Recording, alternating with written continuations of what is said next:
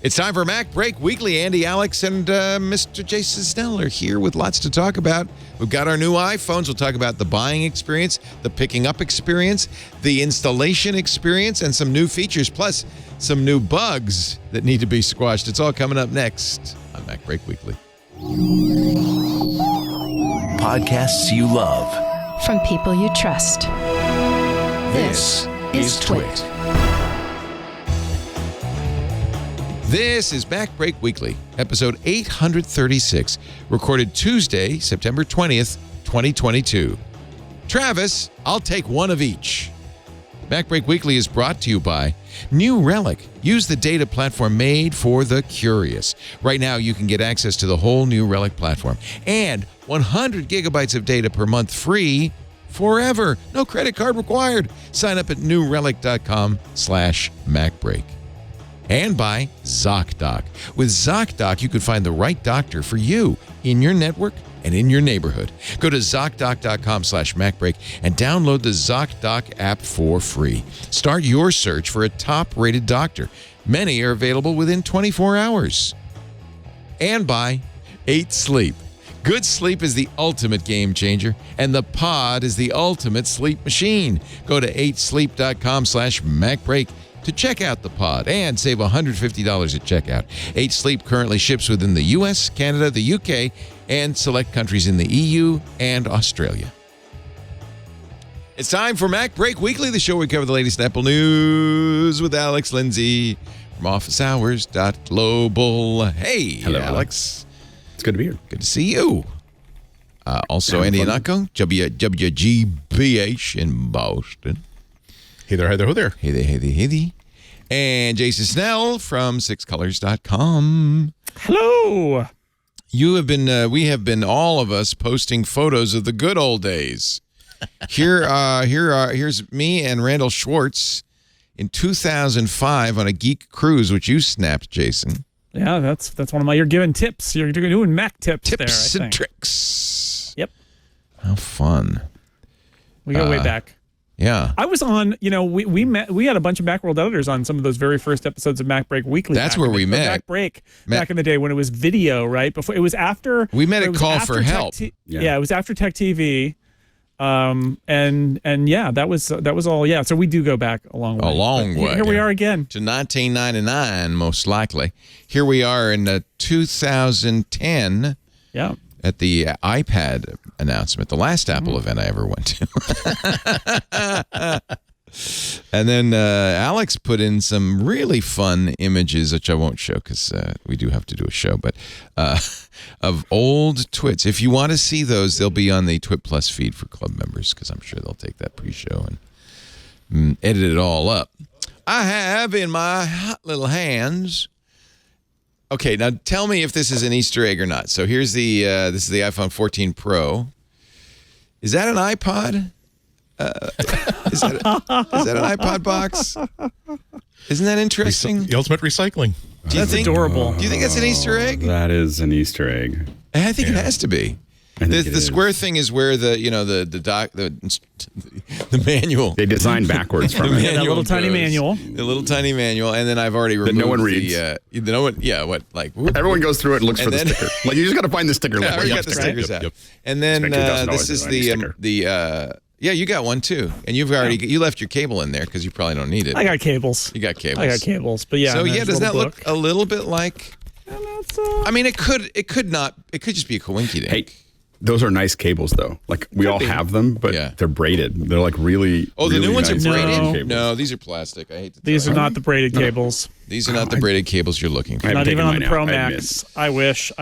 No, the most impressive thing about the new iPhones is that the camera bump is so huge that they have to build it into the top of the case now and put it face down. It's massive. It's not the camera bump. It's the camera ziggurat now. It's the Mayan temple. On the other side, you have the dynamic island. Made it work. Yeah. It's the camera mesa. You see, you got a dynamic island and a camera mesa. Yeah. Wow. That's hefty. In fact, so much so that when I put it on an easel, the charging easel, it just kind of like tilts forward. Yeah, it's pretty bad. Remember, I mean, it's its own stand. This is why, like on the Pixel 6, like that horizontal camera bar, it looked really weird, but then you appreciate that. Well, now I can. It basically spreads the entire bump across the entire back, so it doesn't jiggle when you have it like face down or face up on the table. But remember the time when like all kinds of Apple people, like all the style wonks and design wonks, like, oh, look at that camera bump on that Nokia. Apple would never do something quite so vulgar as that. Yeah. It's a good solution. I'm glad they got over that. If they made it 50% stick out more and then just made the whole thing a battery to even it out so it was flat, I'd be 100% a telescoping lens. Yeah, exactly. I mean, just have it stick out like a little James Bond thing. You know, I think I'd be there. It is kind of an acknowledgement that these are really not phones anymore. They're cameras. Yeah. With some that's really the big upgrade, right? The biggest upgrade on the phone every year is the camera. We made a better camera. Right? Yeah. The other stuff we're doing the best we can. Yeah. We're trying. So it's an easy feature to explain. Yeah. Halide 2 just updated for the camera. Have you been taking any, Alex? Any pro raw images? Yeah, they're big. In case you're wondering. Yeah, more than 48 megabytes. Yeah, they're huge. 75, yeah, they're massive. It's a lot of resolution. I mean, you really want to do it in a well-lit area. So well-lit, you're getting in a lot of data. When you get into a darker area, of course, you start to see if it gets too dark, of course, it just switches to night mode and you're going to get 12 megabits, right? So it drops down automatically if it's going to start needing more light. But I took some out of the back of my house, and there's a lot of data there to work with. I mean, it's pretty impressive. I am seeing on Reddit mostly photographers say that, in fact, because of the dynamic range of these DNGs, in fact, I've seen some images where they look dark if you expose for the highlights and they look dark, but you can pull it up because there's so much data in there. And I saw somebody say, you know, nobody has yet done in fact, it's almost impossible to do the dynamic range of these DNGs that they're shooting, but the Pro RAWs. But they are, he says, when he goes directly in the Lightroom, appreciably more dynamic range than in his full frame Sony's. Like they're 11, they're tested out at about 11 stops. He's saying we're getting closer to 15 stops on these. I think the only thing I would say is that it's just a lot more grainy. Like I definitely see the grain, you know, in it. It's, you know, taking that many pixels and putting it into that small of a space. The photo sites are going to have more errata, and that seems to be indicative of the pictures I've taken so far. Here's from Halide, the exposed for highlights. So this is on the left. This is what you would see as a JPEG, and then if you take the raw out and you bring up the background, that's pretty nice. Detail's pretty amazing. It doesn't look that grainy. I will say that when you zoom all the way in, I mean, we're not zoomed in on there. But when you zoom all the way in, I felt when I zoomed up, I could see more grain in it just because of, and that's something that I would expect. But the dynamic range, it still means you could take a RAW at 48 megapixels, bring it up to wherever you want, and then take it down to the resolution that you're going to use it at, and all that grain will go away. It'll just be, Yeah, I see in the sky, I see some grain, but you're right. If you collapse that down. I gotta say the night mode too, pretty impressive. Yeah, look how the stars, you see some stars there, and that's kind of interesting. Yeah. Well, even when it goes into the night mode, I took a picture of our cat, like when it was dark, and you could tell because the cat's eyes, their irises are all the way open. It was really dark, and it looked totally fine. Like nice. It was quite a thing. It's a good camera. Good enough to say, I'm going to trade in my 13 or 12 and get this 48 megapixel Pro RAW. If you care about the camera. Yeah, I mean, if you care about the camera, that makes sense. I mean, it's just, it depends on how important the pictures are that you're taking with those cameras. I think that I was excited to get the 14, have my wife switch up. I think she's got either an 8 or 10 and get her up to 13 because, every time she took pictures of the kids, it was a bummer. Like it was like, well, that's so the. But is it the case only if you're willing to edit those Pro RAWs, or even without the JPEGs, I think the 12 megs are fine. The 12s are significantly more detailed as well. I mean, they're definitely benefiting from a larger sensor because it's basically oversampling that 12 megapixel. So it is when it comes back down to that and using the binning, it definitely feels like there's a lot more detail there. By the way, it sounds very much like if you fancy yourself an iPhone photographer, you should probably upgrade to this model because it is that much more. If you're a casual photographer, I mean, I don't think it necessarily motivates an update. When you get there, you will be very happy about it.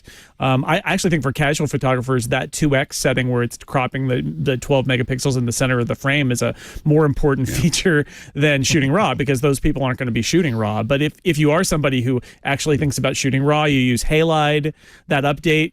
One of the clever things that Halide does that Apple won't do is it'll let you shoot RAW and also put out a modified JPEG that's actually usable right away, which is also kind of nice. Yeah, I actually put Halide on my front screen, right above the camera icon. Maybe I'm not quite ready to replace the Apple camera with Halide. It's good to have both, right? Or no? I find with all of those, most of what I shoot is with the Apple Apple camera, and then I use Filmic for some things. I play with Halide. I don't use it on a day-to-day basis, and so day to day, I just take pictures with the camera because I want it to just work. And I get frustrated when it doesn't, but that's the one thing that happens there. Yeah, it's nice just to have a camera right away. Yeah. Oh, I got to shoot it. Yeah, exactly. I don't understand. So there's 3 lenses on here, but they have 4 settings. They have the 0.5, the 1x, 2x, and 3x. Huh? Yeah. Beautiful.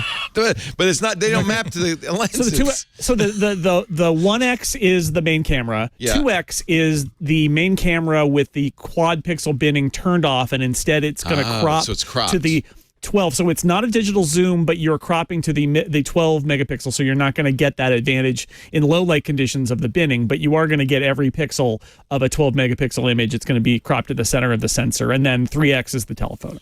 Would you be better off shooting 1x and cropping in the editing? If you shoot 2x or you shoot then 1x, it would be a digital zoom. Then it's pixel binning, Right. and so you're going to lose that. So what you're doing is you're trading the extra detail and light capture which especially matters in low light, of the pixel binning for the actual individual pixels of that 12 megapixel Should people image. mostly stay in 1x?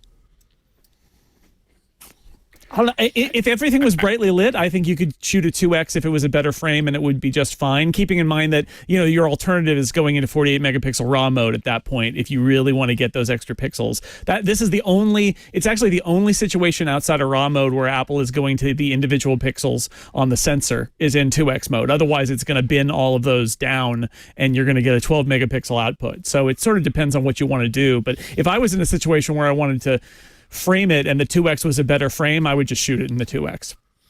Yeah, it's weird, but the plain 1x camera, and no matter what phone you have, whether you have an iPhone 13, 12, 14, that's almost always going to give you the cleanest image. Like the telephoto is great, all the computational stuff is great, but almost every maker, Apple included, make sure that that's the sensor that gets the widest aperture. That's the one that has the greatest light sensitivity.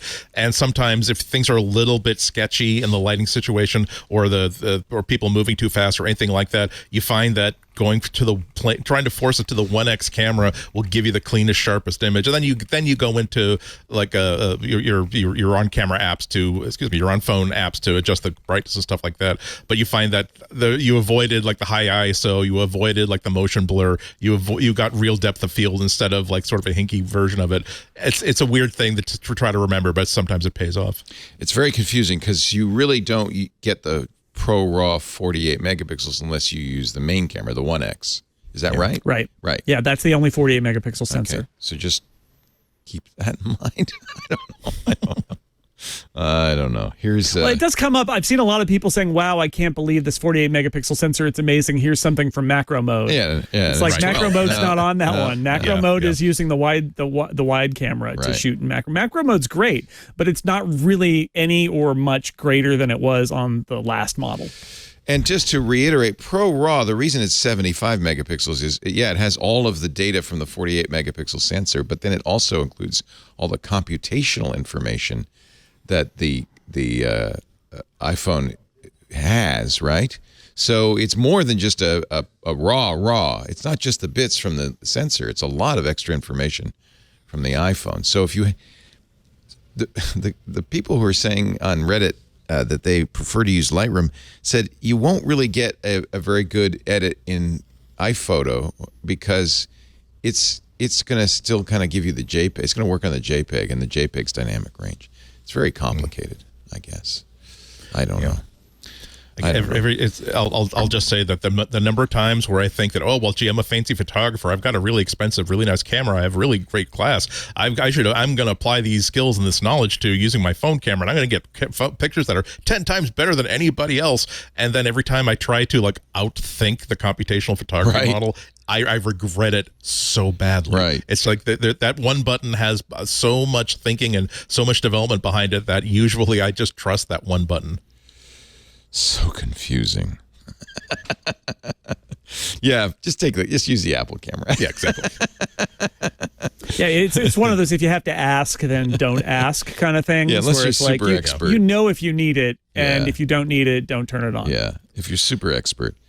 I mean, they have, if you go in the Halide settings, by the way, Halide's now a subscription, unfortunately, but I think worth it. Yeah, if it keeps them in business, keeps them updating, absolutely. Yeah. And if you go into the settings, now you suddenly have all of these capture formats, including something they call ProRAW Plus, which is the DNG plus the HEIC. Yeah, that's the thing I was saying that Apple doesn't give you, but Halide will, where they will write out a JPEG basically, or a HEIF file that is their best guess on what it should look like, and that means you get a more traditional file format that you could share or use without having to go in and open the RAW and convert it. And that's something that, Apple doesn't want to really give you. Should I? Okay, so I'm going to go with ProRAW Plus. 12 megapixels or 48. That's what it will choose on the main sensor by default. So you can switch back if you want. I'm going to, I guess, stay in 12. I don't know. Well, I mean, come on, live a little.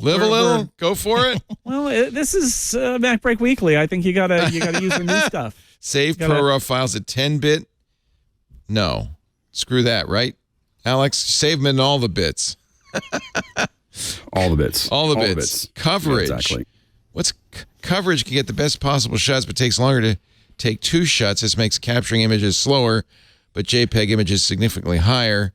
This setting has no effect, thank God, when shooting ProRAW, so I'm not going to worry about that. Well, I think that's one of those things where it's taking multiple images on multiple cameras in case you miss the edges of the camera. Holy camole. Save lossless TIFF in max format.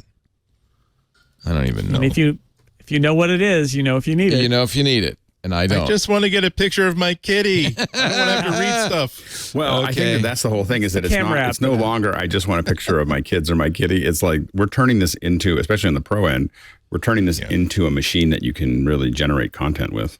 An amazing capture device, not just for photons, but for all the data around the photons. Yeah. It's pretty cool. All right. So that's the camera. Anything else to say about the camera? Yeah. I just wanted to mention I did a few shots using action mode this weekend, and it's amazing, right? Like, you would not want to leave it on because it is going to degrade the quality of the image. It's using a lot of the edges of the sensor in order to do stabilization, but it really is like you turn it on and it's like you're using a gimbal. It's really quite remarkable. So I think it's going to be great for... that's where a regular person can turn that feature on when they're shooting their kids' football game or soccer game or whatever, or anything that's got action, or people doing like anything where you're moving the camera a lot, and you're going to get something that just feels way better than a simple image stabilization, which we have. That's mostly to eliminate shake and keep everything clear. But the action mode really is like Steadicam mode. It's pretty good. It's not perfect, but it's very impressive that it's all just my shaky hand, and it comes out looking like it's got it's a camera on a track with a floating head, and it's pretty amazing. You can't do that in anything but the 1X, right? Because you need the I don't know. Yeah, I think so. You need all the pixels. I think that's right. Here's it's a specific mode too, right? You got to go into you got to turn on action video. Mode. And then I think this is it up at the top. There's a little like running man. Running guy, yeah. Little running man. Action mode, more light required. It switched to the ultra wide, so maybe it's... Okay, so maybe that's what it needs. Oh, no, it'll work there too. I can do it in all of them, it looks like. Action, little running man in all the modes. But you do need a lot of light. It's interesting that it actually tells you more light required. That's kind of cool. So in daylight, though, Yeah. This would be fun. Yeah, it is literally a feature you only want to use outside in bright light because it is doing a lot of weird stuff in order to get that output. But the output's spectacular. I mean, a really well lit room, if you were doing like a basketball game or something, I'm sure it would probably be okay. But it's for that. It's for that. It's for sports. How about a or other really Roger Waters concert? Hey, one surprising tip. Yeah, not recommended. I haven't yet got my case because they're making it or something. But I have my old iPhone 12 case. Wow, look at that! It fits right in there. No problem. So I'm using the old case, except little covers problem. The camera a little. Problem. It's just a little bit, not too bad. I don't know what lens that one is. It's got a little edge. You only see it in the ultra wide. Get some scissors. Yeah, out. I may just cut that out there. Just got a little X-Acto knife. But the body fits in, so it's exactly the same dimensions. And even it's not a perfect fit for the on-off buttons, but it's close enough. I can do it. So just a little tip for you. The silencer switch is just a little. Apple did not really redesign this. Now it's very interesting because iFixit says there was a big redesign in the iPhone 14, not the Pro, but they have upgraded now at iFixit the repairability of the iPhone 14 to 7 out of 10, which is the highest an iPhone's been in years and years and years. Yeah. They were really excited about replacing the back glass. Now it required a much stronger adhesive before, so a lot more finicky to get rid of it. Now they say that much weaker adhesive, so it's easier to get at. Plus, just fewer clips. Essentially, it's a common repair is now they designate as much easier to perform now. And they were on previous phones, including the iPhone 14 Pro, you have to get at stuff from the front. You open up the front and you dig down. That makes it easy to replace the screen. Easier to replace the screen, harder to replace everything else. Now it's iFixit says, this is the iPhone 14 reborn as a beautiful butterfly. The mid frame is in the middle. Don't say butterfly. Don't say butterfly with Apple hardware, please. I'm still recovering. Got PTSD from the accessible screen on the left, removable rear glass on the right. So that's kind of cool. So you can get in from both sides, which makes it much easier to repair. They gave Apple big props for this. They said this was not easy to do.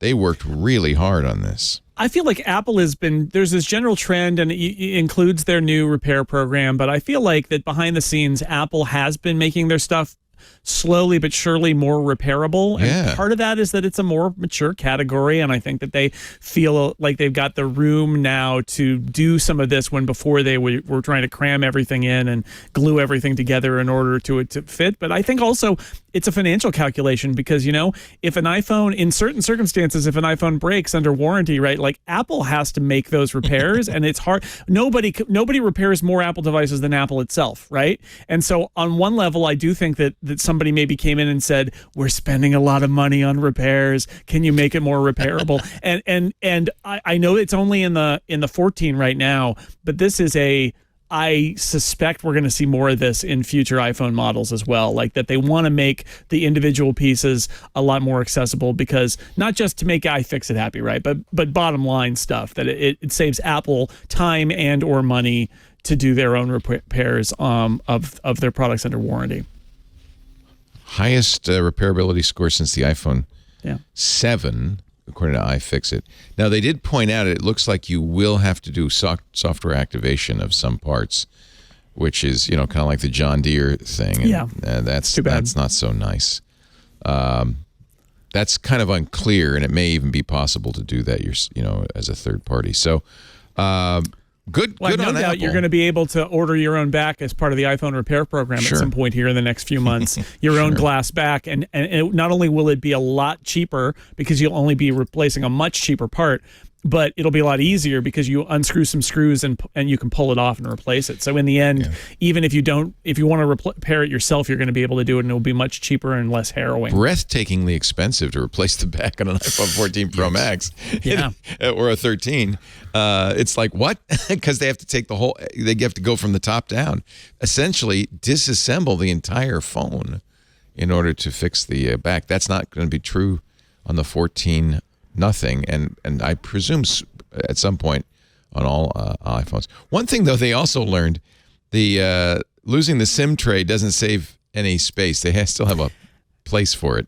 It can't, because it's not lost on any other model worldwide, right? This is more of a test in the US. That's what in order to do this. Yeah. But like they talk about, you could put an SD slot in there, and I guess you could, but like what's really going to happen is the next version is not going to have it anywhere in the world, and they're going to use that space, right? That's the long-term effect here, but they're not going to design like a whole other feature that takes up a whole other set of space inside this thing, but only on the US models. They just omit it from the US models. Yeah, and I think that it's probably safe to say that the iPhone 14 is also a test. Like, well, let's see how this works, because they're not using as much glue. Let's see if there's reliability issues, or if anything doesn't work, and then it would make sense. Yeah, this is part of Apple's always doing that long game thing, where they're gradually and realize that the first wave of people who get these phones, they are going to be watched very, very closely by Apple engineers. There's usually a sort of a hunting license that's given out from Cupertino to Apple Genius Bar, saying we would like to give you, here are some shipping containers. We want to see 5 examples of iPhone 14s that failed because of water ingress. We want to see 3 examples of a cracked back screen. We want to see 8 examples of a back, whatever. And those are the times where you can come in saying, "Hi, I'm such an idiot. I can't believe that it slipped out of my pocket. It bounced out of my car. I managed to get it on the 3rd bounce, but the screen is all cracked. It's my responsibility. I did it." And then you find out that, oh, no problem, we will replace it for you for free, because we're awesome, and because we try to take care of your phone, and also because this is a brand new product, they want to get some of the stuff back and see, how did it break, why did it break, and how can they prevent things from breaking in the future. Do not drop your iPhone 14, however. Don't do it. Don't do it.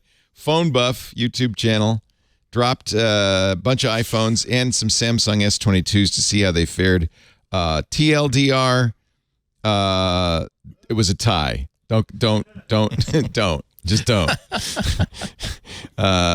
Even though that Apple's touting this new Gorilla Glass Apple ceramic shield, that maybe Samsung also has a ceramic shield of some kind, but they still break. Phone Buff says. I hate these tests. I hate them too. Yeah. Not only do I hate them because these guys are, it's their money to buy a new phone and then break it. I remember when the original iPhone came out, and we waited in line to get ours, and the guys at PC World waited in line to get theirs and immediately started throwing it on the ground to see if it would break. What are you doing? But the big problem is, you can't test it like this. I think fundamentally you can't test it like this. Yeah, what are they just dropping it? They're just dropping it. Yeah, and it's one phone, and it's certain angles, and it's like, to really test this, and that's why nobody but the manufacturers can really test it. You really would want to do it like with 100 different phones with a bunch of exact angles and see what the different points are. And here it's like a random throw of the dice about what the landing was and what the force was, and I don't know. I don't know if I was waiting for my case. I was waiting for my case, and so I've been carrying it around a little bit on its own. And I've dropped it twice, and I can't even find a mark on it. Like both times I dropped it last night at dinner, and I was like, I went to that really good ramen place that we were talking about in San Rafael, and it fell off the thing, and I looked down, and it was like face down. I was like, well, there you go. And I picked it up. And the truth is, when I haven't this stuff broken happens, a screen in years. Yeah. The reality is, like, it's not like the new glass coating or the new sapphire coating will make it impervious. It's a little like they're waterproofing too. It's like, well, we took the water ingress from dropping it in a toilet from 90% to 30%, or we took the drops, right? Like people like Alex would drop this phone and it would break 700 times out of 1,000, and now it's 200 times because or 400 times. It's the odds, but it still baby. might break. It's the odds. Usually I have it in a case. I have a screen protector. I haven't had a nick on one for 4 or 5 years because I just immediately move into a case, and this one just happened to be different. Yeah. And I was like, I can't believe that I did that. And that's why I stuck mine in the old case, because even if mine's not leaving again until it gets fixed. I will say that the one thing I did learn is that if you are updating your new iPhone when you're on your old iPhone, I was on a phone call with my old iPhone, And I'm sitting there typing away like yes on the new phone because I was excited to turn it on, and it just took the SIM. Like it took my phone call, and and then I had like there was like 3 minutes I couldn't call them back because the phone is in the middle of its update, and I'm like now I'm just like how fast can I get? No, I'll do that later because I'm trying to call someone back but it literally just grabbed onto the SIM and moved my phone number over. It would have been really cool. We decided to be really cool. If it had grabbed onto the SIM and kept the phone call. Go from one phone to the other. I'm going to hand off the phone call that you were on the other phone. But did you hear that sound I just did? That was the turn off sound. You can turn the boot chime on now. It has a boot chime. I'm going to turn it back on. Let's see if it makes a sound as it boots. Oh, it should go bong though, like a Mac, don't you think? That'd be cool.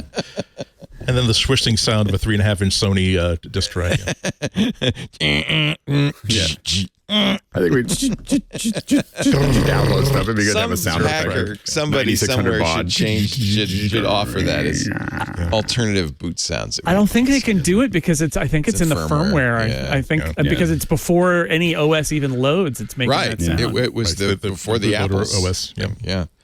The other factor, though, for drop tests is that oftentimes, like you think you drop it, you do exactly what Alex did. You're like, I'm going to give myself 8 seconds before I pick this up and turn this over because for the next 8 seconds, I don't know for a fact that I just destroyed my $1,300 phone. Exactly. But then you pick it up and say, okay, wow, I can't believe I dodged that bullet. But what you don't know is that you might have caused a microfracture that will make it more prone to break the next time, or over time, if you drop it, if you now start to forget the number of times you drop it, and now you think that, oh well, gee, it says it's waterproof to like 2 meters. I'm going to take pictures of my kid having her swim class, and unbeknownst to you, like one of those drops, like kind of like broke the seal, the adhesive that's causing that stuff, and so now it's going to actually kill the thing. So I've never actually taken it in the water.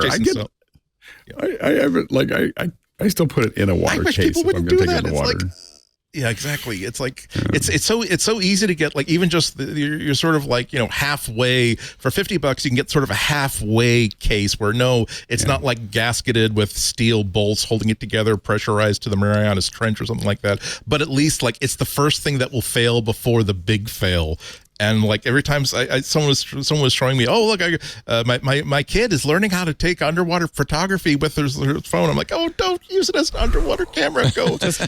I'll give you a list of $300 cameras. Yeah. Get an action cam because it costs like a no-name one will cost you $150, and you can take great pictures underwater. Oh my God! Just for all the claims that Apple continues to make about water ingress on the iPhone, I just want to be clear here: if it fails, you pay. Yes. That's it. They do not cover water ingress. It's not covered under the warranty. If the water, they're saying, it probably, they're really talking about, like, if you drop it in the toilet, like I said before, if you drop it in the toilet, it probably won't die. And whereas in the old days, it certainly would die. But they're not saying take it swimming. Like, don't do that. I could tell you from first-person experience, the first thing they do is they shine a little light in the lightning port, and they look at, there's little paper in there that turns blue when it's been immersed, and they go, oh, you got it in water, didn't you? But still, we haven't talked about this in a while, but there is sort of an informal, like, we're awesome policy, where if you are completely honest and you said, oh, I was just stupid, and I jumped in the pool, I forgot that I had this in my pocket, can you fix it, and can you do anything for me? There's a possibility, without a promise, that they will say, you know what, it was an accident, you tried to take good care of it, we're awesome, we want you to be happy, so we're replacing your phone, but realize that this was out of warranty, we didn't have to do this, and we were just doing this because we're awesome. It's worth asking, and it's always worth being completely honest, because if you come in there with, I was just using it like a normal phone, and that just stopped working, and I want to know what you're going to do about it. Well, you especially want to be honest if you actually immersed it on camera. Yeah. In a podcast. When I brought it in, dead giveaway. The guy said, "Yeah, I saw what you did." I was remember they had these guys at CES. They said, "Well, you sent us the phone. We'll coat the whole thing with this polymer so it's waterproof." And at CES, they had these phones in aquariums, just sitting there working.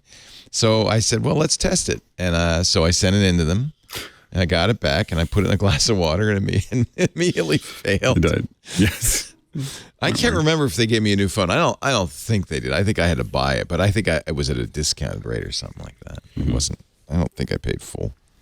freight. Anyway, that's a long time ago when I was young and naive. Let's take a break and come back in just a little bit. There's still lots to talk about. Alex, Lindsay, Jason Snell, Andy Ihnatko. MacBreak Weekly is on the air. Our show today brought to you by New Relic. I know a lot of devs, some of the most curious people in the world. They always, want to explore the newest technology. They dig into the documentation. And I'll put myself in this category. We not only want to know how things work, we want to know why they work that way. And if you're a developer or an engineer, that's kind of part of your job, isn't it? That's why so many engineers turn to New Relic. New Relic gives you all the data you need about what you build, shows you what's really happening in your software lifecycle, a single place to see the data from your entire stack. I mean the cloud, I mean the edge, I mean everywhere. You don't have to look into a bunch of different tools and make those connections manually. New Relic has all the tools you need in one single app. And New Relic will pinpoint issues down to the line of code, so you know exactly why the problems are happening, where they're happening, and how to fix it quick. That's why dev and ops teams at DoorDash and GitHub and Epic Games and more than 14,000 other companies use New Relic to debug and improve their software. When teams come together around data, it lets you triage problems, it lets you be confident in decisions, reduce the time needed to implement resolutions, and you're doing it using data, not opinions, not some guy's idea, but the facts. Use the data platform made for the curious. Right now, you get access to the whole New Relic platform and 100 gigabytes of data per month, free, forever, no credit card, nothing. That's right. The entire platform and 100 gigabytes of data a month free forever. So there's no reason not to do this. Sign up at newrelic.com/MacBreak. NEWRELIC.com/MacBreak. We thank New Relic so much for supporting MacBreak Weekly. I encourage you to use that address so they know you saw it here. That helps us. newrelic.com/MacBreak. Thank you, New Relic. Let's see here. Well, if you haven't yet bought your iPhone, you might be waiting, although not so much. I noticed I could pick up a iPhone 14, the one that's easily repairable, tomorrow. The iPhone 14 Pro, not so much. We're talking now October, maybe even November. I guess I should go to the store and find out. Let's just go shopping. Don't let me push the button, okay? I can't. I already have one. You know you want to. I don't need one. Push the button for me, Leo. Think about me, Leo. Oh, you want a gold one, don't you? You want 512, don't you? 1 terabyte. 1 terabyte. 1 terabyte. Well, I think that's gonna. Let's see. You have to go through all of this stuff before you can even see when you're gonna get it. And I've clicked all the buttons, and it says October 26th. Through November 2nd. Maybe if I just sucka. Did you just say sucka? What if I cut it down to 128 gigs? No luck. Maybe if I get the one no one's going to get, the terabyte. No luck. It's all the same. Rats. How about if I don't get gold? I found that gold was the easiest to get. That's why I have a gold one. I think black is the most popular. I mean, it seems like almost everybody that waited more than about 4 or 5 hours is somewhere in October. Yeah. I ordered it. I think I mentioned this last week. Right away, 506. 508. Yeah, 508. Whenever I was able to get in. I was at 508. I think you might have been 506. Well, we're not. That was Lisa's, and she's not getting it till sometime next week. So that's why I went back at 8:30 and I searched around for what's the crappiest phone no one wants. So is it Pro easier to get? Let's just see if a Pro is easier to get. Is it all October 26th? I have to go through the whole order process again if I shift that. No Apple. Remember, Care. you can always haunt your local Apple store. Little they get sooner. Your shipments in the morning. Yeah. If you go in the morning and see, can I do in-store pickup? You may get it. So that's what I did. It was 8:30 in the morning because I had, I couldn't get through. I had, I did that whole thing where you set it all up ahead of time and it still didn't work. But it worked out for me because when the one I did for Lisa was how I did that, and she's not getting hers for another week. So I got up, had my coffee, said, well, let's go see.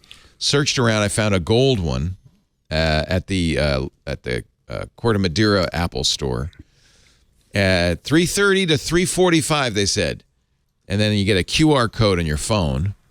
And I go down there, and I sit on a bench with a bunch of other people waiting for my exact time. Show them the QR code. They say, great, get in that line. I said, oh, no. It's like 8 people ahead of me. But I timed it 8 minutes from that point to getting the phone. So fast. The rep was very nice, Suzanne. She said, it's eSIM. Do you want to help you with activation? I said, I think I could figure it out. What do I do? Call them? Go on the web? She said, yeah. I said, okay, fine. So I got it. And I have my old phone next to it. Turn it on. It says, you want to upgrade from your old phone? I say, yes, as one does. And then it says, oh, you want to move the activation from T-Mobile on the old phone to the new one? I said, yeah. Yeah. Yeah. Okay, it's done. Done. Getting phone Just don't calls. be on the call while you do it. Like, that's what I did. Yeah. You made a call while you were doing it?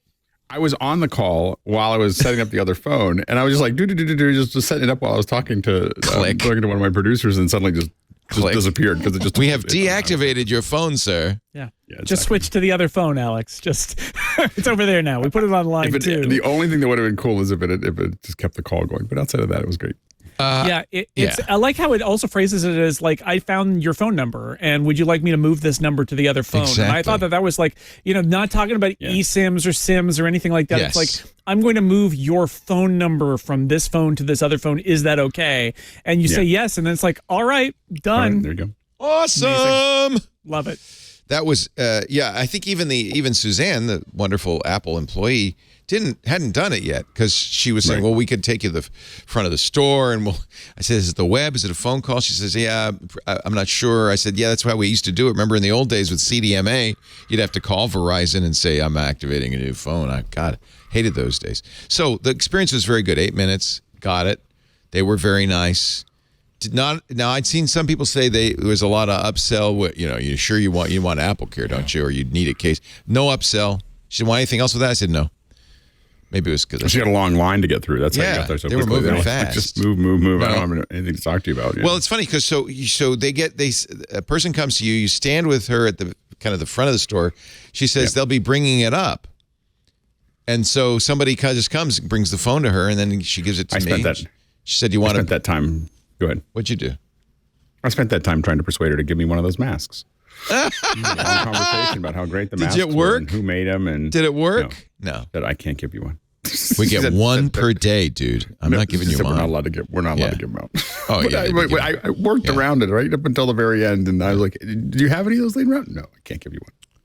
So it was a positive experience, because I remember waiting in line for many an iPhone, especially the first one. I was in one line at least 8 hours compared to 8 minutes. Oh, yeah. This is a much better experience. This is Corte Madera. Yeah. And then we went to Marin Joe's for dinner, and I took pictures of ravioli. It was great. It was a perfect day. Marin Joe's is a good place to test. It's a perfect day. I said, honey, can we go to Marin Joe's? She said, I hate Marin Joe's. Come on. Okay, fine. Oh, so good. It's old school. You get a great martini. But because of COVID, they no longer make the Caesar salad at your table, which I was disappointed. That was fun. Our waitress, Pamela, very nice. She'd been there, I think, a long time. Looked like it. She said, yeah, I hated making those Caesars. So I'm glad I don't have to do it anymore. There we go. All right, fine. So that everybody else, similar experience? Well, Jason, you probably are using a loaner now.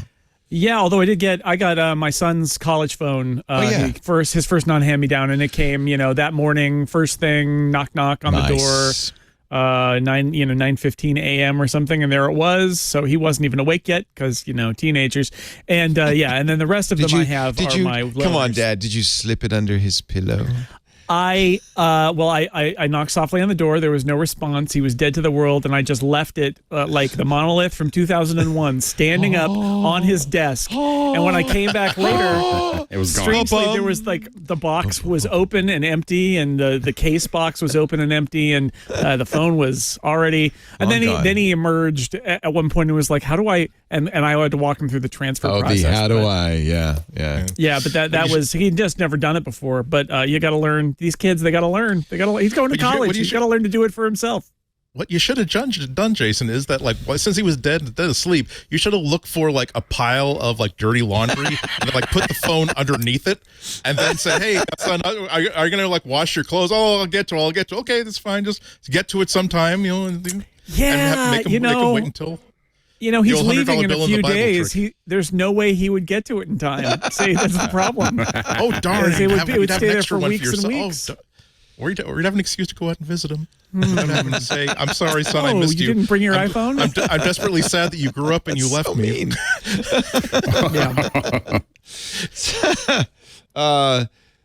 Anybody, Alex, did you get yours delivered? Or did you went to the store, right? I had to go to Cormadera. Yeah, that was the only way. Otherwise, I had to wait another week. Yeah. We're probably there. I think you were there in the after. I think we figured out that you were like 3 hours. 3:30. Or something. Yeah. That was like 12:30. So. Yeah. Because I wanted to go to Marin Joe's for dinner. So I was already down. We had the early bird special though. Lisa Instagrammed it, and people said, "Why are you eating at 4?" Because I got a new iPhone. I do. By the way, Jason, thank you for showing me on the old iPhone because it, by the way, completely copies everything over. This is definitely the way to install an iPhone nowadays is say, yes, upgrade, do it from the iCloud backup. Make sure you do the backup before, ahead of time. Do it from the iCloud backup. I hadn't finished the backup, and then so it said, well, what, do you want to use yesterday's backup? I said, yeah, that'll be fine. I'll take yesterday's. Should be okay. That's going to be fine. And it copied everything over. It downloads all the apps fresh from the App Store, which is probably a good thing. That's the thing that takes the longest. Yeah, but it does that in the background. It doesn't make you wait for that part. You get a kind of a partially usable phone in the meantime. It even copied over all of my lock screens, nice. Which was great. Thank you for showing me that. I've been going crazy. It's really interesting. It is part of, I think, why the upgrades happen so quickly for Apple users or for iPhone users, because it's so easy to go from one to the other. Like I know with my Mac, like I want to upgrade a Mac and I'll think about it for a long time because I'm like, the serial numbers and the thing and This I got to move this stuff over. And I'm always like, and I know with the iPhone, it's always like, okay, we're done. If I don't you think have about time it. machine backup, it's all easy, of this is right? better than it used to be, though. All of this is better than it used to be. Yeah. Like I do as a reviewing these products, I'll tell you moving to like the laptops, because every time there's a new laptop, I get it and I move my laptop over to it, and then I have to move it back, and I'll tell you. 5 years ago, maybe 6-7 years ago, Apple was really not very good at this. They have come a long way. The iPhone experience 5 years ago, when you bought, look, buying an iPhone should be the best day of the year, right? You'd be like, yay, it's new phone day. And for people who only buy a new iPhone every 2 or 3 years, even better, right? It should be like a day of celebration. You got your new phone. And 5 years ago, when you would upgrade, it was miserable, right? Like it would be, where's my stuff, and I got to back up, and did I do it right? And it's not perfect, and there were still some issues because so many people get it on that one day that sometimes the back end servers are slow or don't work quite right. But I'll tell you, it is an area that does not get appreciated enough, where Apple has made a big difference. It is so much easier than it used to be, and it's so many fewer bumps in the road, and you can get to your destination, which is an unlocked phone that you can use a lot faster. Yeah, we've been talking about like why Apple doesn't make more things cross-platform between iPhone and Android, and partly because of the great difficulty in creating an Android app that supports all Android apps. But you notice that they have a really beautiful switch to iPhone app for Android, and if that one was worth all the investment in, let's make sure we're not bothered that we had to make sure it works on all Samsung phones and all Google phones and all the OnePluses and all that sort of stuff like that. They really do make it. It's self-serving, yes, but it's also serves the customer to make sure that whether you're going from iPhone to iPhone or Android to iPhone, it's as painful and friction-free as possible. They even put a really good video up that is not full of FUD, not full of like banging the drum about Apple. It's just quietly just saying, here are the questions you're probably going to have if you're considering moving from Android to iPhone. Here's very briefly how you would solve each one of those problems, and it works really, really great. Evil IRC is asking in our chat, and I think he's correct. If you do the iPhone backup from the iCloud, it will log you into the apps, right? Or the apps set up? It depends on how the storage is set per app. Some apps are great at it, even with the iCloud backup. Device to device is the other option, right? Where they actually talk to each other directly. Yeah. They still have to re-download all the apps, but it will copy your data over instead of using the iCloud backup. Some apps will say only to that backup. Others won't do it at all. So I know that some people swear by device to device. I found it slower and not so appreciably easy. better. Yeah. And these days, I had to log into very few things when I made the switch. And the ones that I did, most of them were like the usual suspects. Like Slack always wants you to log in again, no matter what you do. I think 1Password maybe, but it didn't feel to me like I was being asked to log in everywhere I turned. Yeah, so I had to log into Authy, my authenticator, and Bitwarden, my password manager, but I did not have to re-log into Instagram. So it's and that's via the iCloud backup. So I think you're right. I think it's app specific. It's neither one or the other. I think I had to re-log into Twitter. Maybe the apps that are more security conscious. Because some apps are basically like don't back this up to iCloud. Don't put these credentials in iCloud. Right. And exactly. those aren't going to be there on your iCloud backup. That's right. the bottom line. And they will be in your device-to-device transfer because they're actually on the device. But that's the only difference. Did have to re-log into my Reddit app Apollo. Yeah. But it was worth it because now I have a little teeny weeny kitty cat on my dynamic island. It's running back and forth. I am so happy that Apple. I would like to believe. You can't see. You'd have to zoom way in there. I don't know if you can zoom way in. But there's like a little Tamagotchi like kitty just like walks from left to right on top of the island and sleeps sometimes and does all these cute adorable things. So cute. And it's like I would like to think that some app reviewer at Apple had their finger over the reject button and said, you know what, I don't see a specific, I know it violates something, but I'm going to let this at least people have their fun for a few weeks before we formally say you can't do the dynamic island injustice this way. You can't handle the dynamic island. Oh, that's so cute. I just missed the. I tweeted about this after the update, and like so many people were like coming back with, it's sort of like, remember when we used to have like eyeballs in the menu bar that would follow your mouse cursor, and remember the talking moose, remember all this stuff? Oh yeah, Tiny Elvis was my favorite. Exactly, and I started thinking, gee, remember when like Macs were a lot more fun than they used to be because all of these system extensions that violated a lot of rules and made the system more insecure, blah blah blah blah blah. But it's such a delight to see. Hey, look, I would love Apple to say, look, if you want to have a little kitty traipsing back and forth and gambling and romping and playing on top of it, that's not our business. It doesn't interfere with anything. We will let you have a kitty. Thank you. It also doesn't appreciably increase the size of the dynamic island. It's such a little teeny kitty. So cute. Such a little teeny weeny kitty. So we were talking about wait times. I didn't finish this up, which is, according to rumor mongers who may or may not be reliable, Apple is already shifting some of its iPhone 14 production to the Pro. There is a lot more demand for the Pro line.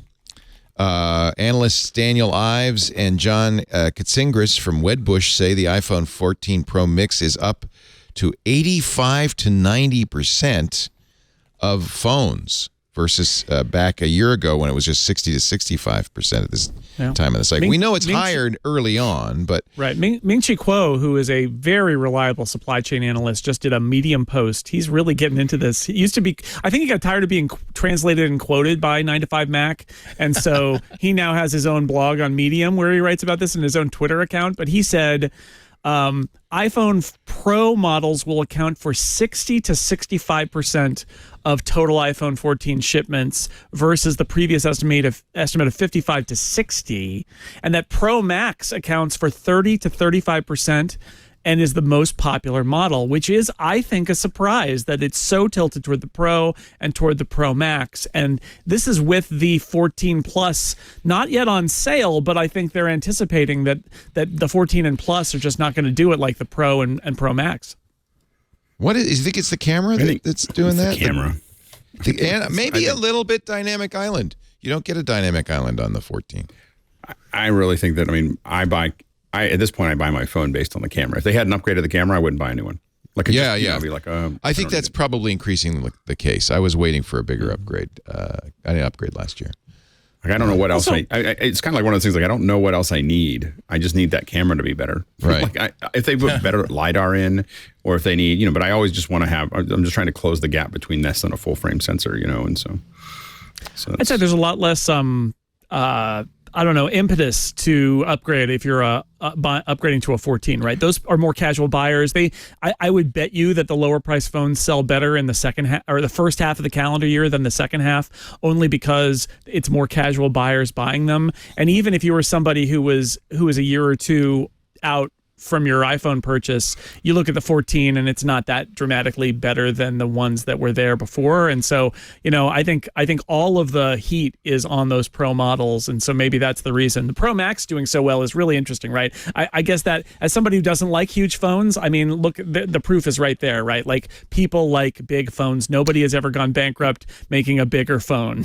Did you strain your hand going from the Mini to the Pro Max? It's I didn't go to the Pro Max. I've been using the Pro. Okay. But every time I pick up the Pro, I think it's the Pro Max because the Mini is so much smaller that I'd like this. Surely this is the very large phone, right? It's not. It's just the normal. Yeah. It's just the normal. I need some flexibility. Yeah.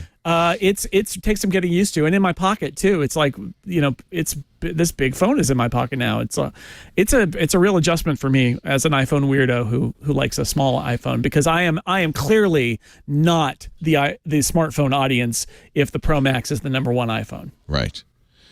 Honhai has been ordered, according to Ming-Chi Kuo, to shift some of its iPhone 14 production to the Pro models. Sales are strong in China. Wedbush says 30% of Chinese iPhone owners may upgrade to the iPhone 14 line. Out of the gate, retail servers in China crashed as consumers placed over 2 million orders in total for the Pro line in the first 24 hours. And as we said, the Pro lines go faster in the beginning.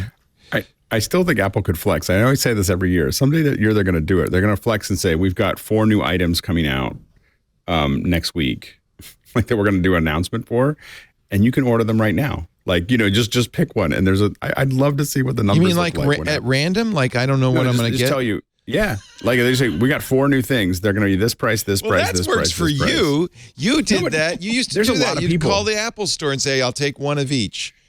Sight unseen. I might have done that. We were sitting in Herbo Buena Center in the auditorium, and you said, Travis, I'll take one of each, before they even announced it. So you're that guy. I think there is an argument to be made that people buy based on price tiers, right? Like we talk about all these features and we make a real effort to go into them. But if somebody said we're coming out with 4 new iPhones, they're $799, $899, $999, and $1099, I bet you most iPhone buyers would just be able to say, "Oh yeah, I'll probably want the $999 one," and they'd probably be right. Well, and the thing, and the ones that would do this kind of random whatever, they could even just say we're only going to sell the top end of whatever we're doing next week is going to be this much money, and then just like you can buy it now if you want. It just ensures you'll get it. Well, there's an event coming up in October, Alex. I can't tell you what you're ordering. I think it only works with the phone. I think it only works with the phone. Like I think it's like it's not like I don't think you can. Maybe I've got a laptop for you for $19.99. I've got an iPad for you for $14.99. No, I'm doing my best, David. I don't think that's gonna work. So but yeah, I mean, if they told me they had a new Mac Mini, I'd be pretty excited about that. Yeah. That's all. No, they just tell you the price. They don't tell you what you're getting, just the price. No. I think it only works with the phone. I think they couldn't do it with anything else because it's too complicated. There's so many other things there's too many other little. You know you're going to get a phone. You just know it, right? Yeah. I don't know. I waited. I wanted to. Well, I knew I was going to get it because I skipped 13, so I thought it's our job. Like, it's our job. We come here and talk about it. So Lisa and I were talking because I tell my wife, when we retire, we'll be on a fixed income, living on Social Security and oatmeal. And and I said, honey, if we weren't in the biz, would you buy a new phone every year? She said, oh, yeah. I said, I wouldn't. I'd go 4 years. She said, no, I'm getting a new phone every year. 4 years. It's a long time. But remember, I'm living on Social Security and oatmeal. I did have my Trio for 3 years. I think. Andy, right?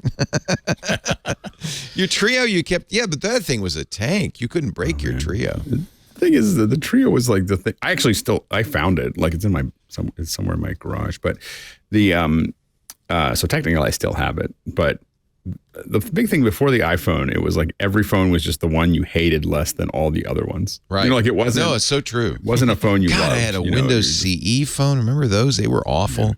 Blackberries. I had to do a thing. I had to do a tour with what was it? The BlackBerry with the touch screen.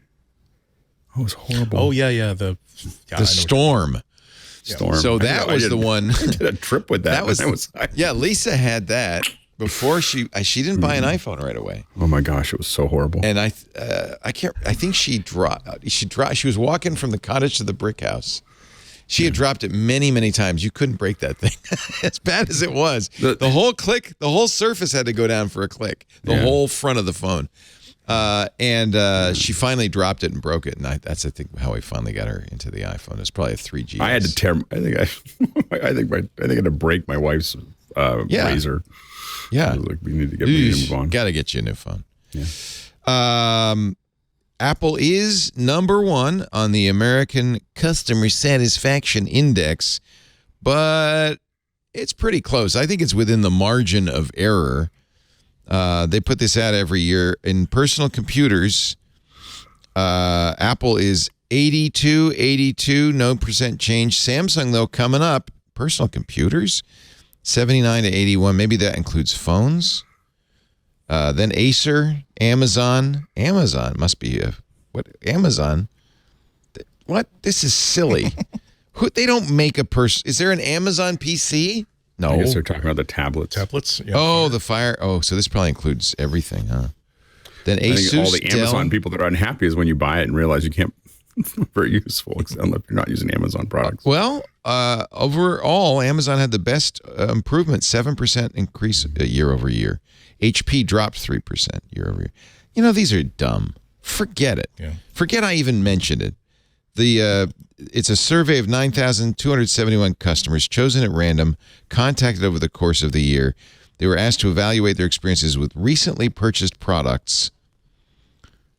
This is for from the ACSI Household Appliance and Electronics Study, July 2021 to June 2022. Apple always is the best. Come on, just live with it. Get over it, man. Apple has improved, according to Federico Viticci, the battery percentage icon in 16.1 beta 2. There has been some, I don't buy it. I put on the battery percentage. I like it. The problem is the icon, it doesn't reflect the percentage. Yeah. It goes from 100 to nothing.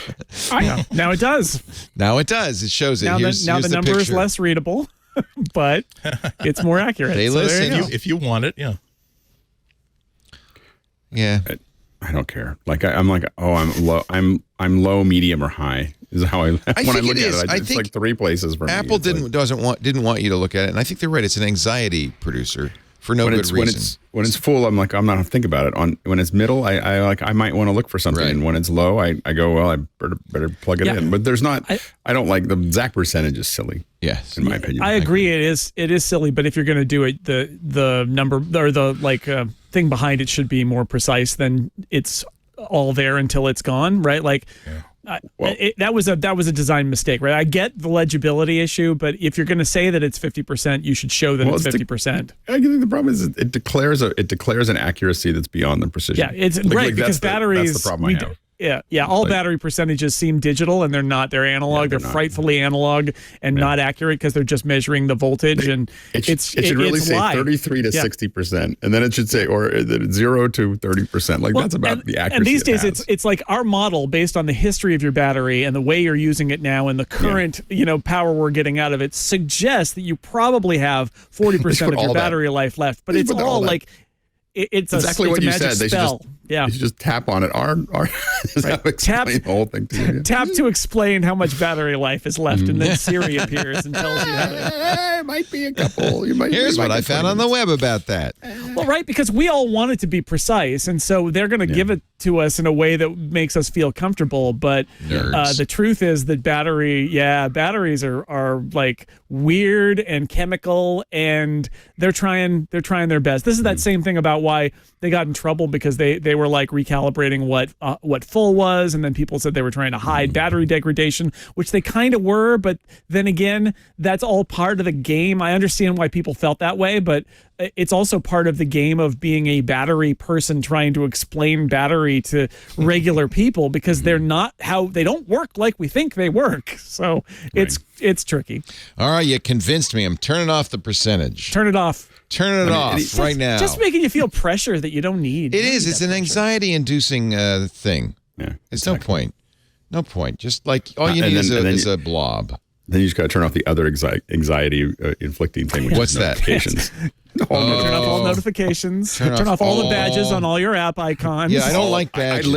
I turn off the overall notification, and I go through every app, and I'm like, nothing. Yeah. Nothing. Like, Can I turn off? I don't want to talk to you. Don't talk to me. You can turn off badges on the desktop. Can you? I don't want to. Yeah, you can turn off. You can turn off badges. I go through that list. I literally you have to do it per app. Per app. I do it through every one of those apps, and I just turn it off. I don't want both of them. I'm like, I don't want you to do anything. See all these badges? That's just annoying. The roll-up badges and folders are the worst. I got 1,728 somethings. Where? I don't know where. Yeah, somewhere. Oh, under Net Newswire. Sure, those are news stories. That's always going to be a huge number. Don't want to see it. Yeah. But it doesn't say, it's just on a folder. Go to settings, notifications, Net Newswire, turn it off, and then you'll know. Here's another thing to turn on in the settings.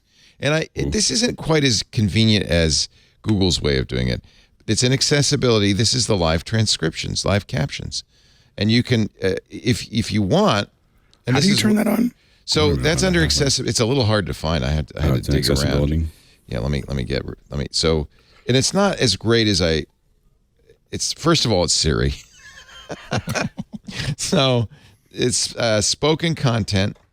Is that right? No, that's wrong. It's not. See, this is the problem. It's hard to find.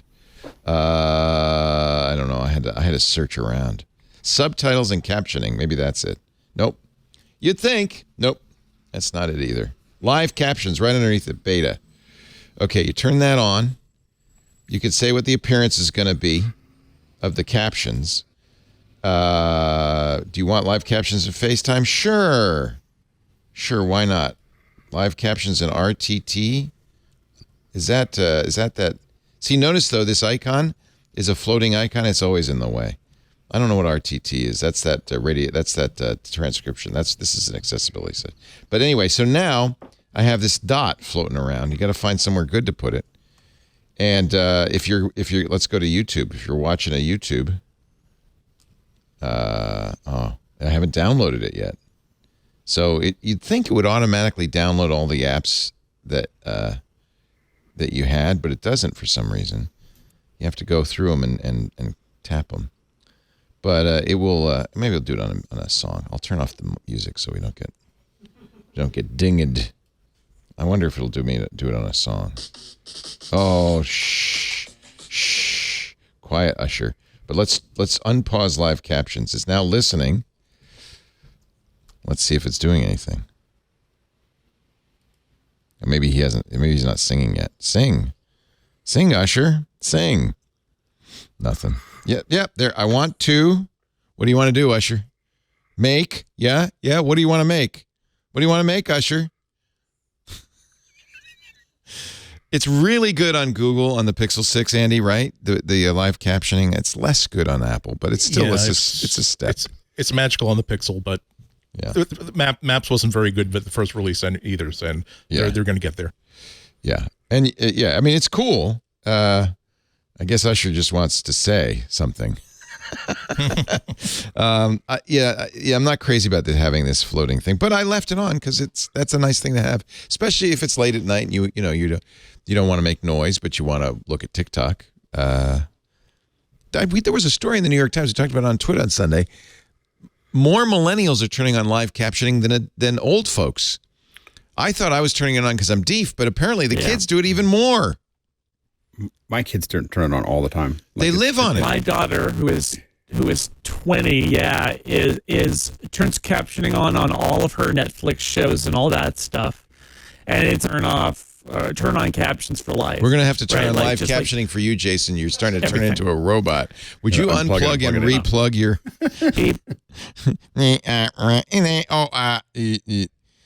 This is I'm sorry, it was a Wall Street Journal. It says, why do all these 20-somethings have closed captions turned on? I think it's because they got used to it in Facebook. Exactly. Like in Facebook, you get used to like seeing.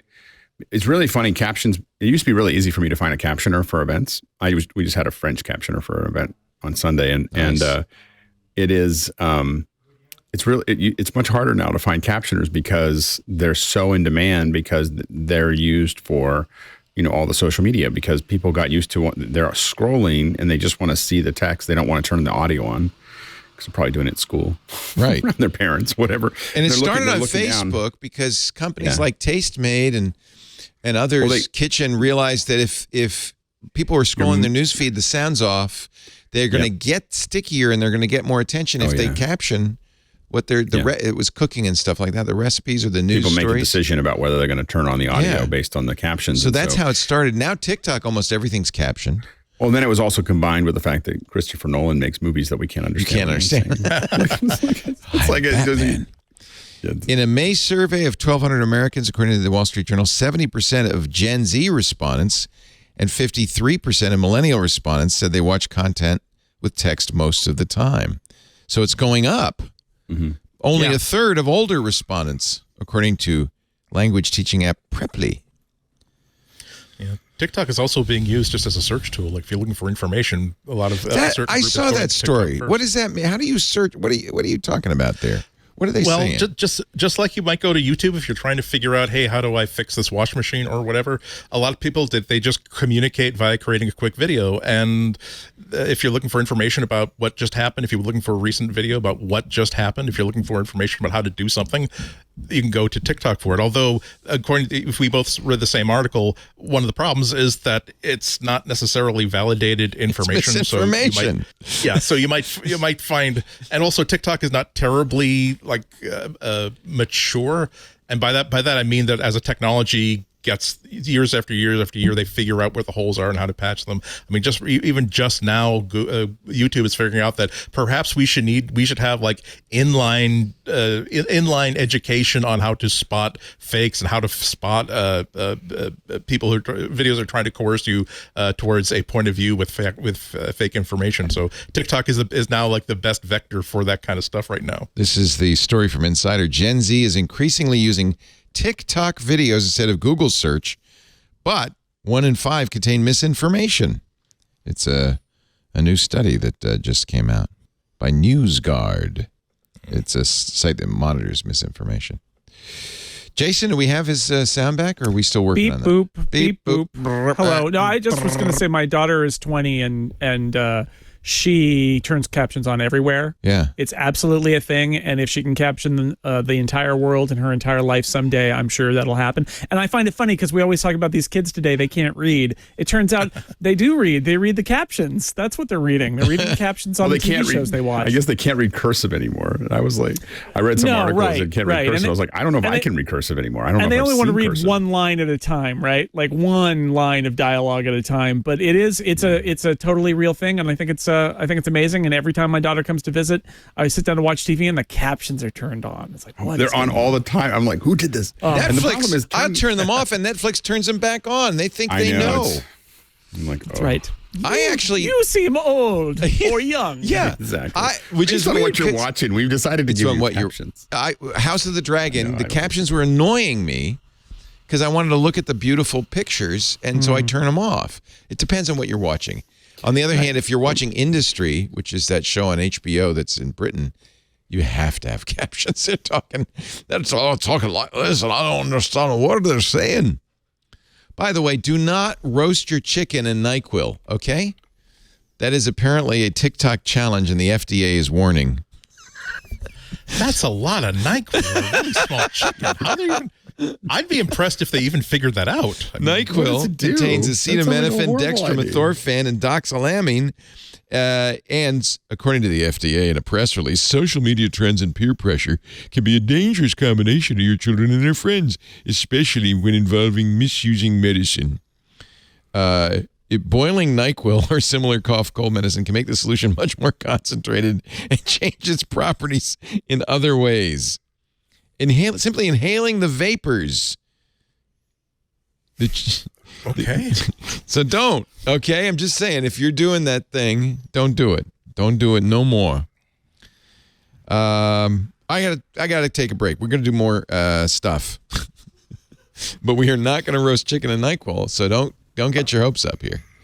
Although that would be a good beer can chicken. That's good. That's you should good. give it a try. That's worthy of your time. in And beer Coors can Light. chicken. That's not usually what we call it, but that's good. It's better, more radio friendly. Beer butt. Beer butt. We have a So good. So it all started when you take a beer can and stick it up the chicken's butt and roast and then grill it. But I have a special device. Stainless steel one. Yeah, I have the stainless steel one. Yeah. I find the Sierra Nevada with 2 lemons. That's the thing. You could put anything in there, including, I guess, NyQuil. Don't.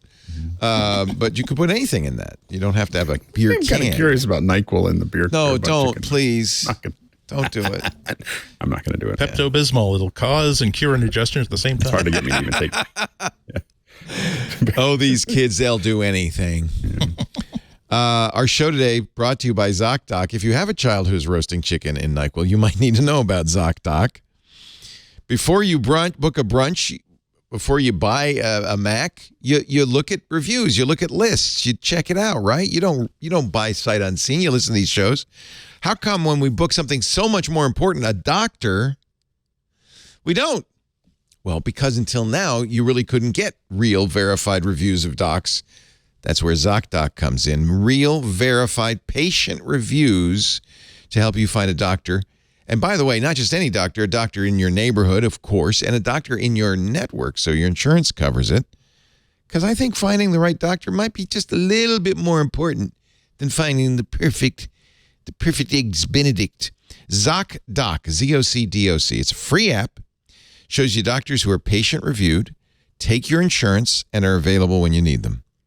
And man, it's not just MDs. On ZocDoc, you can find every specialist under the sun. Whether you want to straighten those teeth, fix an achy back, get that mole checked out, anything else. I love this because, if, you don't have to wait. You just go to ZocDoc's mobile app, you search, you find, you book within a few taps. You could find and review local doctors, read verified patient reviews from real people who made real appointments. ZocDoc makes sure of that. So that when you go into that doctor's office, you're set to see somebody in your network who gets you, works the way you want. Because doctors have different styles, right? Some like to give you all the information, all the deets. Some don't want to give you any information. They just want to tell you what to do. And you may prefer, if you're the kind of person who has the battery percentage turned on, you're going to want the former. Battery percentage turned off, you're going to want the latter. You get what I'm saying? Go to ZocDoc.com, find the doc that's right for you, book an appointment. And incidentally, there's still plenty of doctors doing remote appointments if that's better for you. And they have them on ZocDoc. Every month, millions of people use ZocDoc.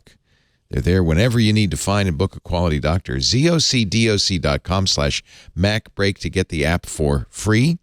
Then start your search for a top-rated doctor today. Many available within 24 hours. I know you could go right to the App Store, but if you would, do me a favor, just go to the website first, ZocDoc.com/MacBreak. That's how they know you saw it here. ZocDoc.com/MacBreak. What a good idea. I guess it's just obvious. ZocDoc.com/MacBreak. Here was a thing that bugged the hell out of me. And I thought, this is, I guess, a security thing. Messages would like to paste from Safari. Do you want to allow this? Yes. Every single freaking time.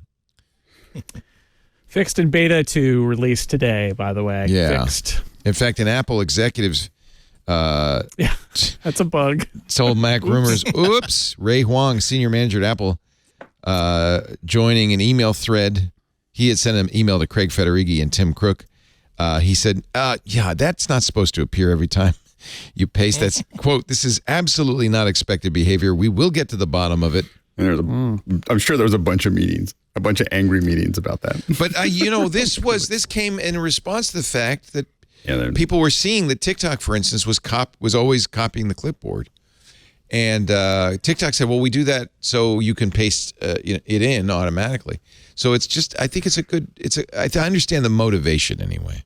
Yeah, I think this was in the betas too for a while, and then it went away, and then it's weird that it came back, and I think that's what they're reacting to. Is like, I thought we had crushed that bug, and they apparently brought it back. Yeah, the idea is to warn you if a paste is going to happen without your interaction. But you were saying, I want to paste this, and there's nothing that makes me angrier as a user of Apple products than when there's clear user intent to do something and then it wants to stop you or warn you and not let you do it. And that's in my mind, that is when their security goes over the line. Is like, I am pasting, just paste it. You're my device. I told you to do it, just do it. And fortunately, this is a bug because, you should never have to double paste anything to get it in there. It's ridiculous. Yeah. And aren't you relieved that they quickly identified this as a bug as opposed to did we want that to happen? Well, let's leave it in just in case, because I think didn't Dave say something about how we want to make sure that every time someone pays something?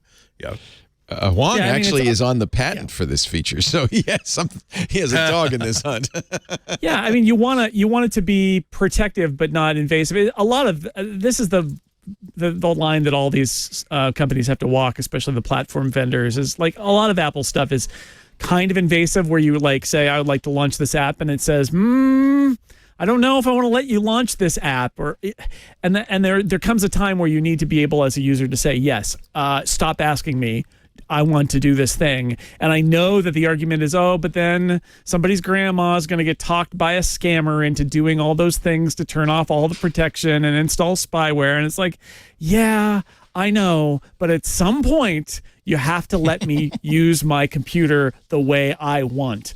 And fortunately, they let you get there, but sometimes it should be easier. Are you on 16.1 now, Beta 2, Jason? My iPhone and iPad are just now freshly on Beta 2. You're a brave man. But my Mac is not on the Ventura beta because I have a podcast to do instead. I have work to do.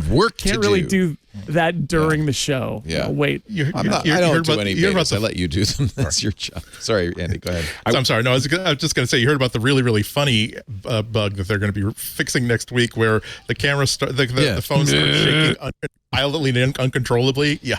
I think that's got to be related to the stabilization, the action camera. Yeah. So it's only in certain apps like TikTok and Snapchat, but that's kind of bad when you open Snapchat and it goes. It's just Instagram. It's not a big camera app. No, I wouldn't worry about it. Apple says.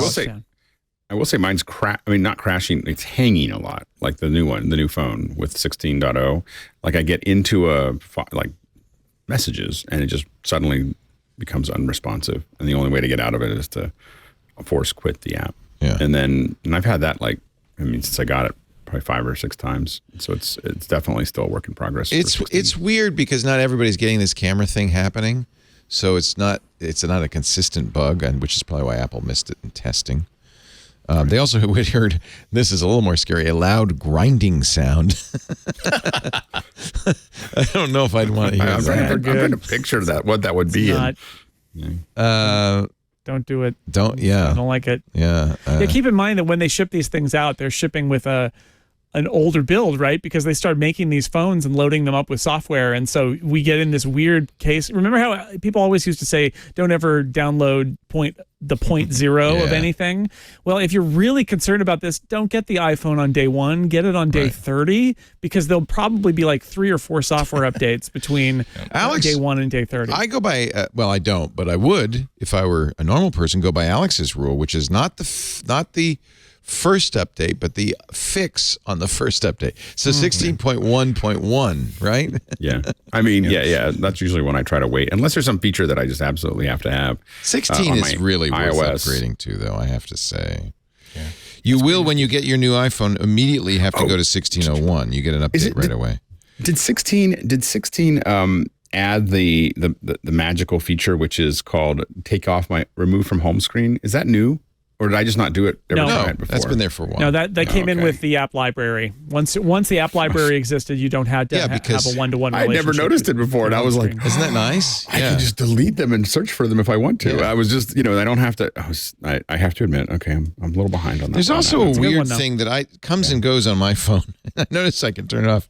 That the 3 dots at the bottom sometimes says search. That's something new, right?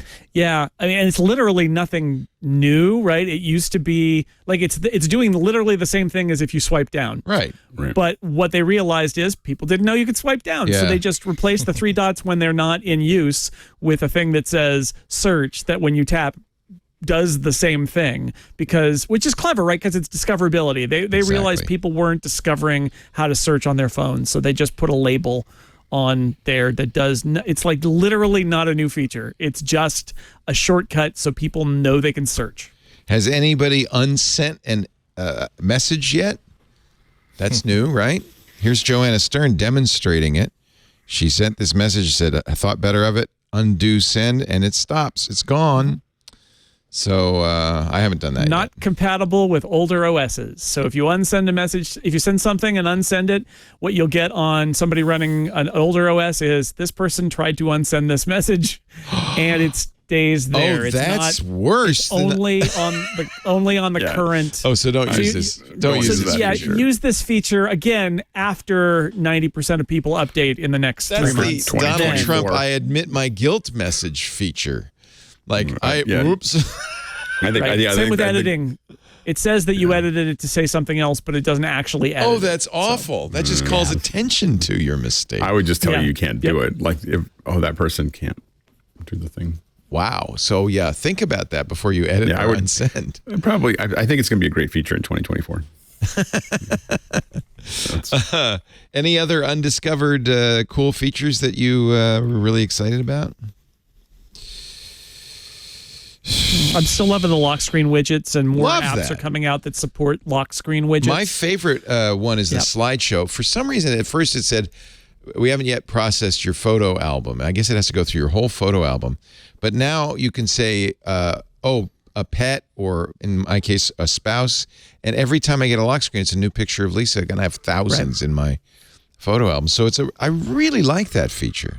Really love it. Yeah, and there's one for like nature where you can say like show me nature or cities, and you've taken 20, 30,000 pictures, and there's probably some nice nature photos, so it analyzes your library. So it's your using that photos. Same library love that. analysis, and it's your nature photos, and it does a pretty good job. I think it needs to be better at saying this is you can say this is a loser, don't use this picture, but you can't like do it in the moment. You have to go in and edit it and make a bunch of things. And that's the one thing that I would really like, is because there was a picture of like a woodchuck or something that I saw when I was in Colorado, and like it was like, hey, isn't this a great nature photo of this zoomed in of this random animal I was trying to identify? And it's like, please, I never want to see that again. And that part is hard. So you go, again, discoverability on this one is tough. I didn't even know about it until you showed me last week, Jason. But you go to your lock screen, you press and hold. That'll let you configure it. And then when you say add new wallpaper, you have a choice of photos, people. But this is the photo shuffle, which I really like. And then you can do people, pets, nature. So you can have all of them. Oh, I didn't even know that. Yeah.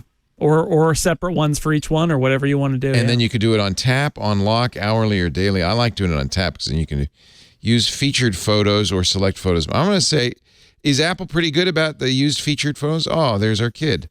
Oh, there's our cat. Oh, there's a swan. Oh, there's something. Yeah. It's the same stuff that would show up in your widget if you had a photos widget. Oh, this on is your kind of iPad or your fun. iPhone. Here's my daughter. There's my cat again. There. Wow. Okay. That's really cool. That's really cool. That's a nice feature. What else do we like? I agree. The lock screens are great. I love changing the font on my time. I know it's silly, but I do. I like that.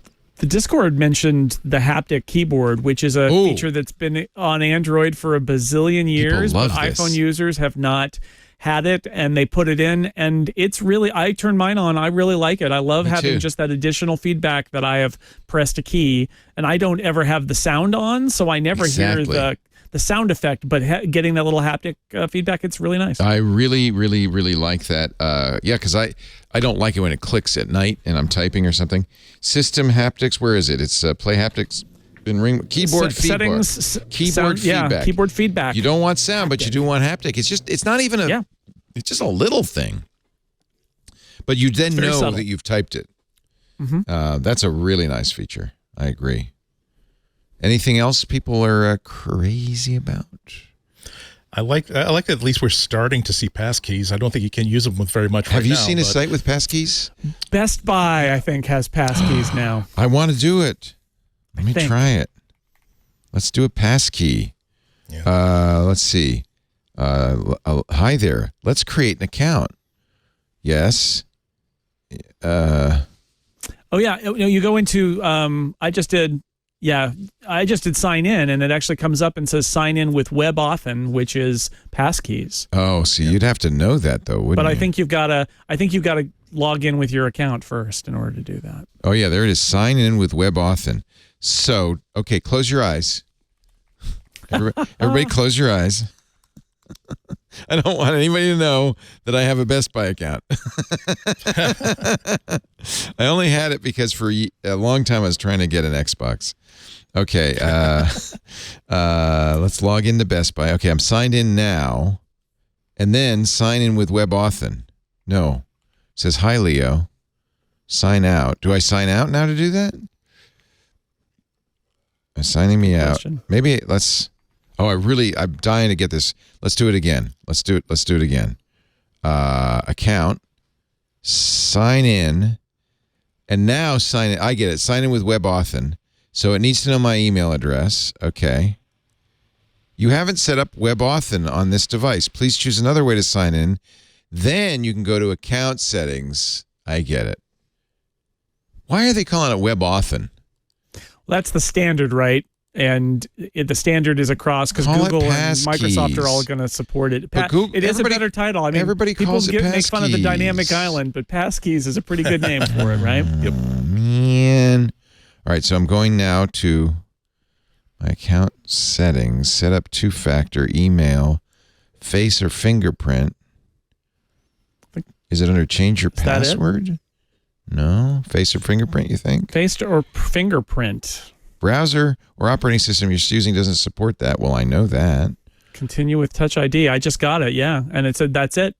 So all I did on my Mac was go to face or fingerprint, and it said, continue with Touch ID, put your finger here.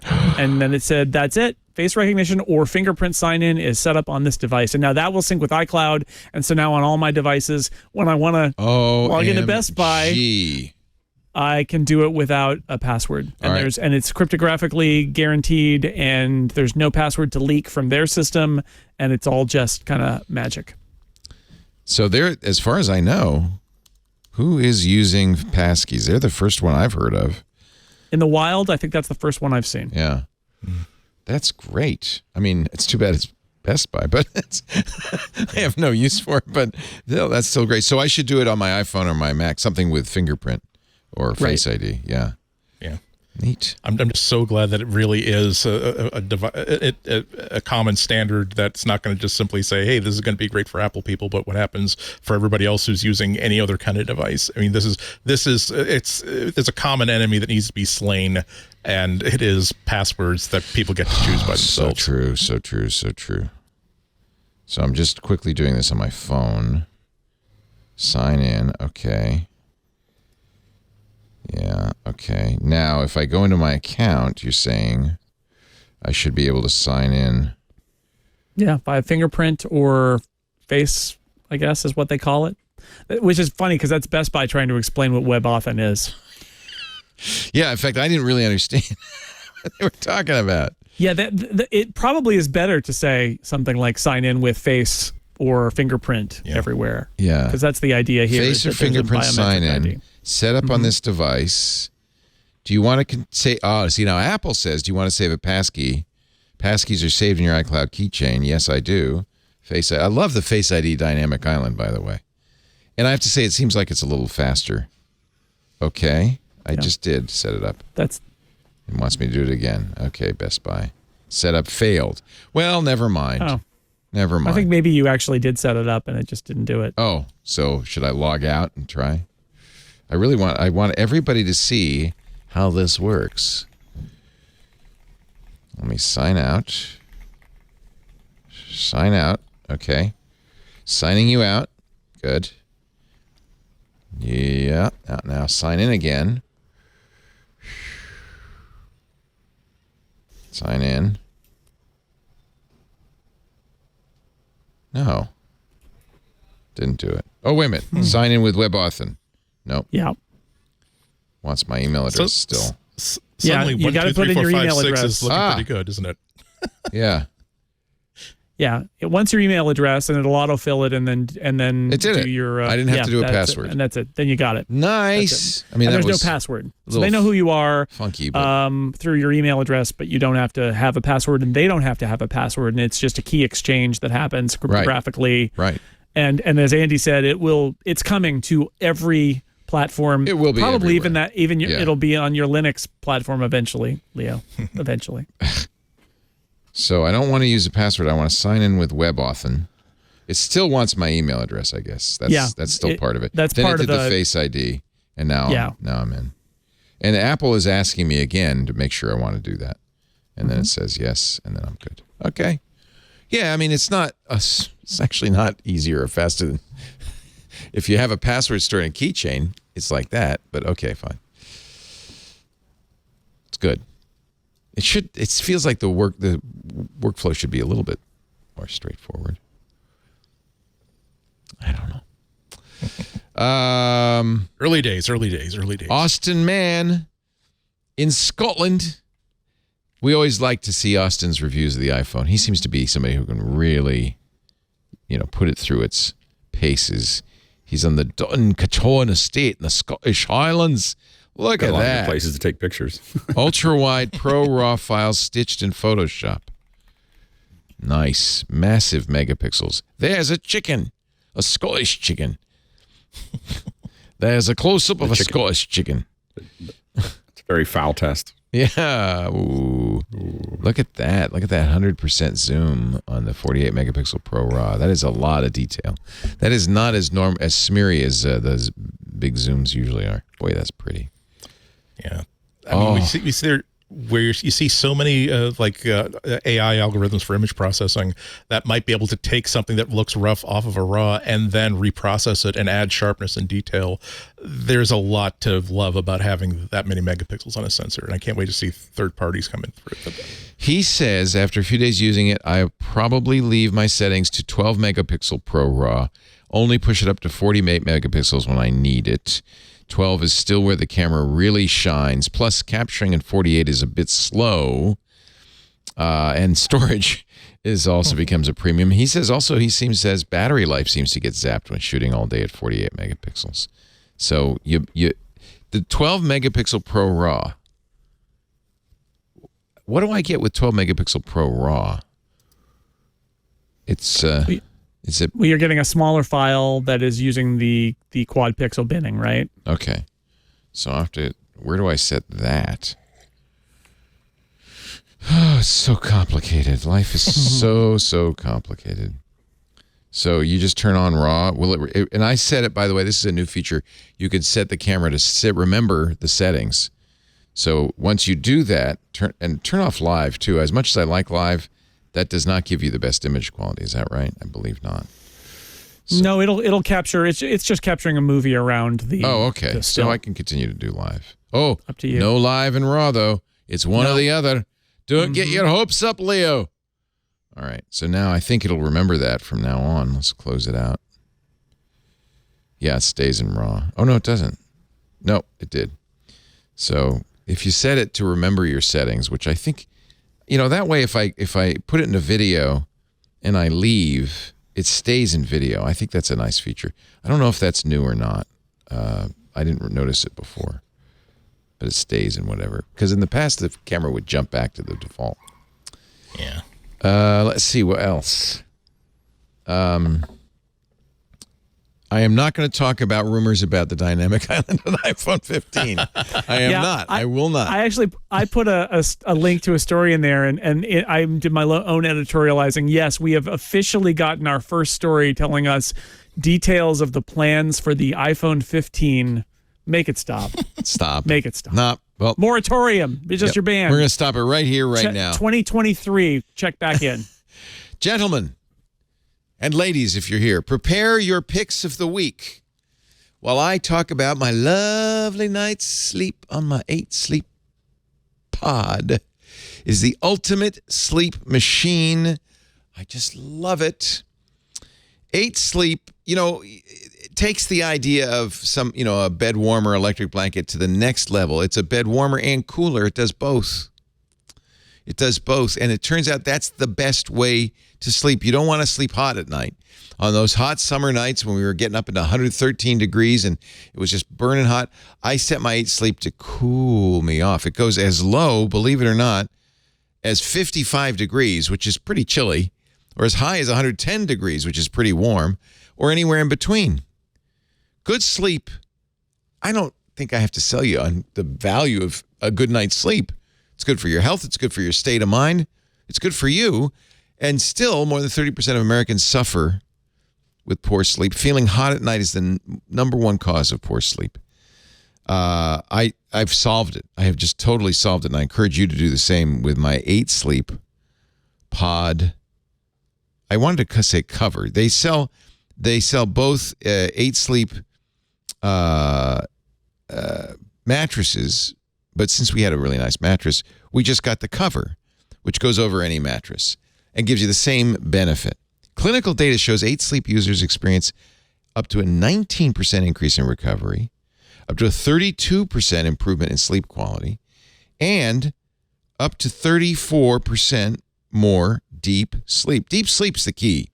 Deep sleep is the garbage cleaning of your brain. And the way the 8 Sleep works is so clever. So I mean, you might have different ways. I have it set. Here, I'll show you my 8 Sleep. I have it set. That's my sleep report. I have it set to be cool. It's off right now because I'm not in bed. It starts a little warm. I have it set to like +2, sometimes +3 at night. And then as the night goes on, in deep sleep, you might want to cool it off. In fact, I do. In fact, I even go down a little bit to 0 or maybe even -1. Then you get a deep sleep. And then for REM, you might want to bring it back up a little bit, warm yourself up. And then I love this because you can have a wake-up schedule that warms up your bed to get you out of bed. But then the best thing about the 8 Sleep, I have the autopilot turned on. Autopilot then watches how you sleep. And they notice, is that too cold? Are you tossing and turning? Is that too warm? And they adjust your sleep based on the room's temperature. So if it's a really hot night, it'll fix it. Based on your feedback, based on manual temperature adjustments, and based on how you're sleeping. It's unbelievable. 8 Sleep, we're going to have to get this because we have the original pod cover. They just launched the next generation, the Pod 3, which enables more accurate sleep and health tracking because they've doubled the sensors, and which means, of course, more accurate temperatures as well. I mean, I'm very happy with our pod. It's not magic, but it sure feels like it. It's so nice to get in a nice, toasty, warm bed and then sleep so deeply because it's cooled off at night.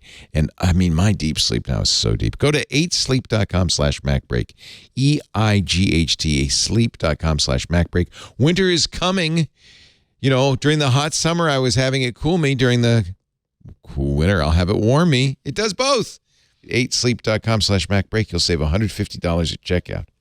But you got to go to that site, 8sleep.com/MacBreak. Kevin Rose told me about this on a Twit episode, and I was skeptical. And then Amy Webb got it, and she said, no, it really works. So I got it. We got it about a year ago. We've gone through a whole winter and summer now, and I can tell you, it works. It's so great. 8 Sleep currently ships within the U.S., Canada, the UK, select countries in the EU, and Australia, too. That's 8sleep.com/MacBreak. It really is. So nice. So nice to sleep so well. Jason Snell has a puzzle for us. I do. If you love the Wordle, or did you try the Wordle, or do you do the Wordle every day? Gotta love the Wordle. Let me give you something new. Let me give you something new you can play. It is called, I love Wordle after it turns into a word dazzle or something. Is that how Pokemans work? It's a lucky that's Wordle. The Tim famous. I know it's not Pokemans, but that's what Tim Cook called them, and I love it. It's Knotwords by Zach Gage, who is, for my money, the best iOS and probably best game developer on the planet for these kinds of games, for casual games. Has made so many great games. It is using a crossword puzzle mechanic, and the premise is you're given the crossword puzzle shape, and inside it there are little blocks that have particular letters that are in those blocks, but you don't know where the letters go, and so you have to puzzle out based on the letters that are there and based on what maybe you've got clues from the crosses, what the actual words are in the puzzle. And if there are mini puzzles that you can finish in about a minute or two every day. There's the classic puzzle, which works kind of like many other crossword puzzles, where Monday is easy and it progresses through Sunday and gets progressively harder and changes over the course. And then if you're really into it, they have this twisty puzzle where you have to get everything exactly right, and it's extra tricky. But the classic, I think, is good. It's free with in-app purchase, so you can kind of amp it up if you want to. But I love it. I play it every day. My wife plays it every day. It is a huge amount of fun. It is going to use the crossword puzzle part of your brain, but with no clues. Leo, I'm going to do it. Goodbye. What? Did you have something to show us? What? It's too late. Leo's gone. Yeah. It's really how much really if good. I want to buy it? How much? $5 a year, or buy it outright for? Well, I'm definitely going to buy it outright. I already paid much more than that for the New York Times crossword puzzles, and this sounds better.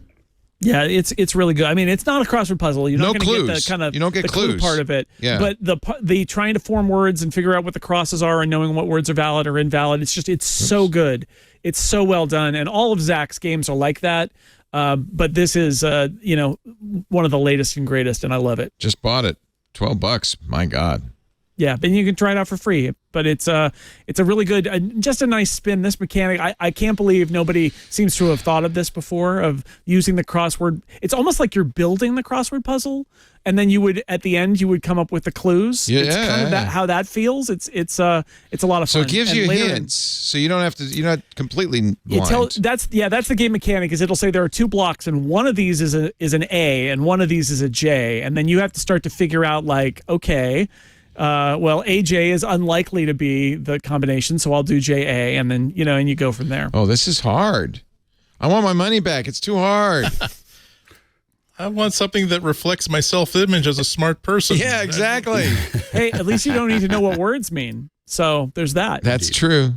And they're all English language words, I presume. They are. They are English, real English language. Every now and then you get one where you're like, really? But that's normal. That's how games work. Pretty straightforward. Yep.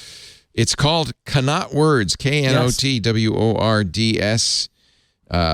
and because it's Zach, it's also got a great UI and everything. It's very and this is iOS, Mac, and it's in Steam, and I think it's on Google Play, so it's everywhere.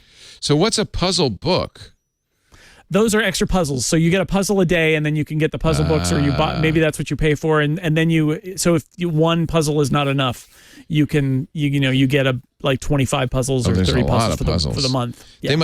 They must have some auto generation capability. Yeah, so it's Zach Gage and Zach Schlesinger are the authors, and Zach is the kind of game app designer guy, but my understanding is Jack Schlesinger is the one who created the puzzle generator, right? And so they have a really interesting back end where they're creating puzzles and rating them based on difficulty, and then those get dropped in for your daily puzzle. So they had to create kind of like, right? It's not just the puzzles have to come from somewhere. So they have a puzzle generator working somewhere that is cranking out the right puzzles for every day. Nice.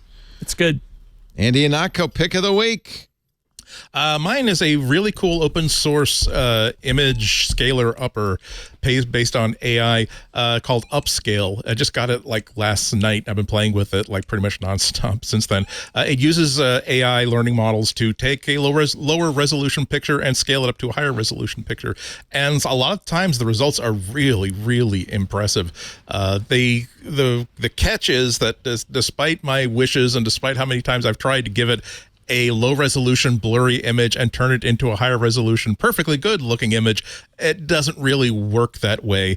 But it tends to have some pretty good results if you start off with a lower resolution sharp image, like a good one, but it will scale up. I put in a link in the show notes to I gave it like a really old like 1990s picture from Mac Hack, 800 by 600 pixels that I downloaded from my own Flickr account, and it upscaled it really nicely to like 3400 by 2800. Oh wow, that's a big improvement. Yeah, look at that. Yeah, and that was so it's not a tool that will work great for everything, but when it works, boy, it works nicely. And sometimes when it doesn't work well, it actually gives you kind of a cool like painterly effect.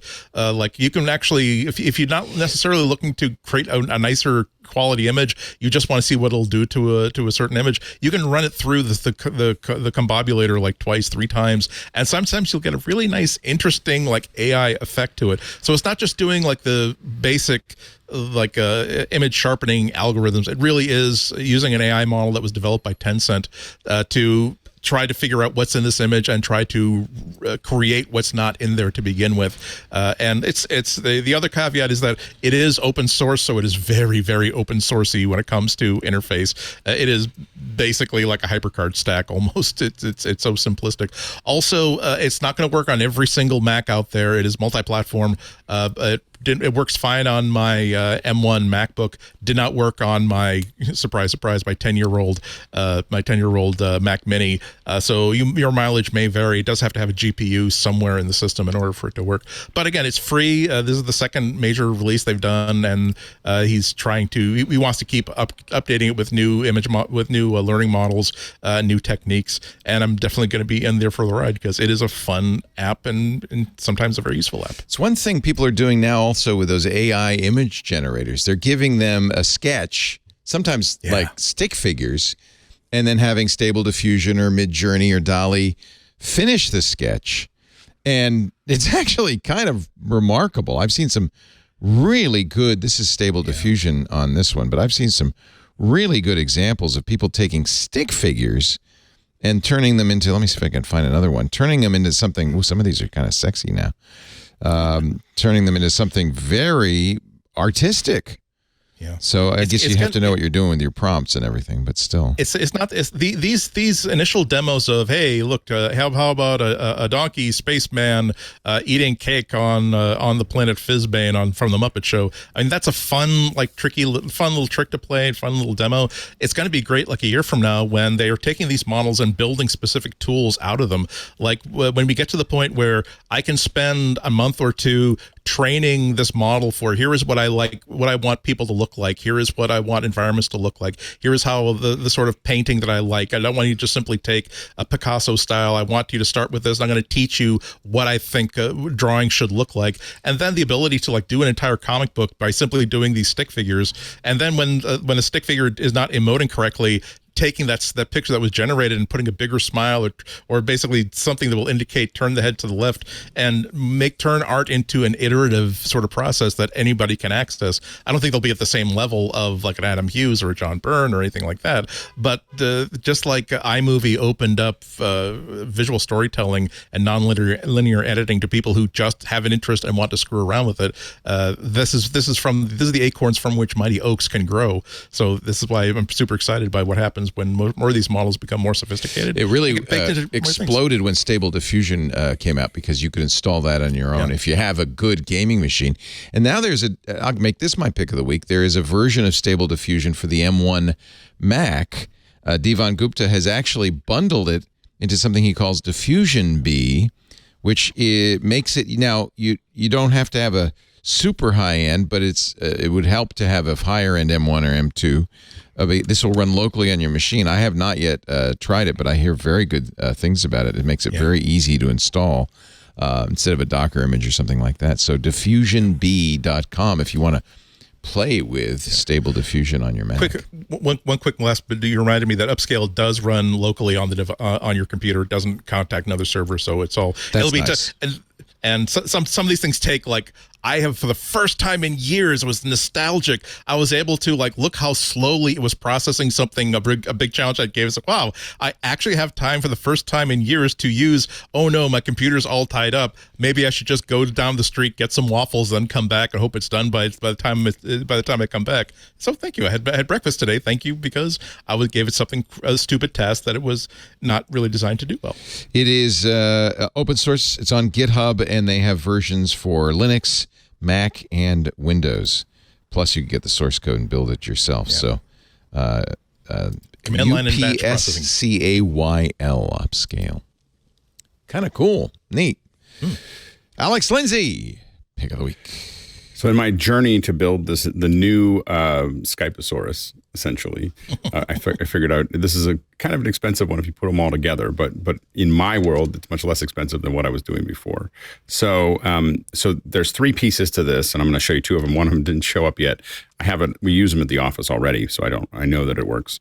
And that's the Sonnet. That's the link I gave you there. The Sonnet box. So that holds. I know it's expensive because it's just a black box. Yeah, exactly. That's the ultimate black box. That is the least expensive thing. That's about $300. This is what I'm putting in it. So this is a Blackmagic, what's called a quad card. So this will do 4 in, 4 out. So the Sonnet is just a PCIe container that plugs into your computer with Thunderbolt 3 or 4. Okay. So then you put this in, and what the big exciting thing about this is that it's high density out, so I can get up to 8 outputs out of this card. So I can have 8 video outputs from, in my case, Zoom, for this. So 8 different people. Are you taking notes on this, John? All right. So this is for Zoom ISO, right? Yeah, and the problem is you need a little switcher for this, so you need to be able to switch this. And so what I got here is the Blackmagic. Now this is the same ISO that was done. This is what I run my show on, like when I'm switching between things, except this one's a little different because it uses STI. So instead of HDMI for the old ISO, this is my new one that I just They bought. Also support NDI, right? It supports NDI. Well, the switcher doesn't support NDI. No. Blackmagic doesn't use NDI. No. Now, if you want to do NDI, what you should do, I'm going to be building a bunch of different versions of this because I want to see, different ways of using ISO. And so with my Mac Mini, I'm using this. With my Studio, I'm going to use Memo Live from Boinks, to pass that all via I lost my head. But anyway, so I'm going to Siphon. So Siphon is how I'm going to pass from Zoom ISO to Memo Live, is using Siphon for that. And then I'm passing, but to do a hardware version of it, I'm using this with a Mac Mini. It's actually less expensive to use this with a Mac Mini than a Studio. Anyway, these are the pieces of the puzzle. I'll probably show them in the future as they get closer together. And we're going to be doing lots of labs in office hours to talk about how to get this all working. But what it means is that you could run a pretty, I think, I'm going to be running a pretty darn good show with just a little bit of hardware. I love it. Yeah, but we've been struggling with this for 15 years, since Colleen built the Skyposaurus. It's amazing. And now it's literally getting down to this little switcher, this little card, and a Mac Mini. And a couple monitors. Makes me kick myself that we have 4 more years in our lease at this studio. I could just go home. Well, the big thing is that what we've had trouble with is that we have $500,000 of hardware that does you do, that does bigger shows for 090, and then Office Hours has its own little set of hardware that it just uses. That's not $500,000; it's like a $75,000 worth. And now it's hardware. better, right? And it does a lot of things on it. But what's happening here is that this is for if I want to do, I'm going to be starting to do the Michael Krasny show with this. So this is going to be the R&D where we can do super sources and we can do lower thirds and all the things we want to do. But it's just one person running this relatively, be a $3,500 kit that one person's using. And it really, if it works, we're kind of on the front edge of it. But if it works, it really democratizes Really democratized. I want to buy this Sonnet. It's $350 just to put other things in. Yeah.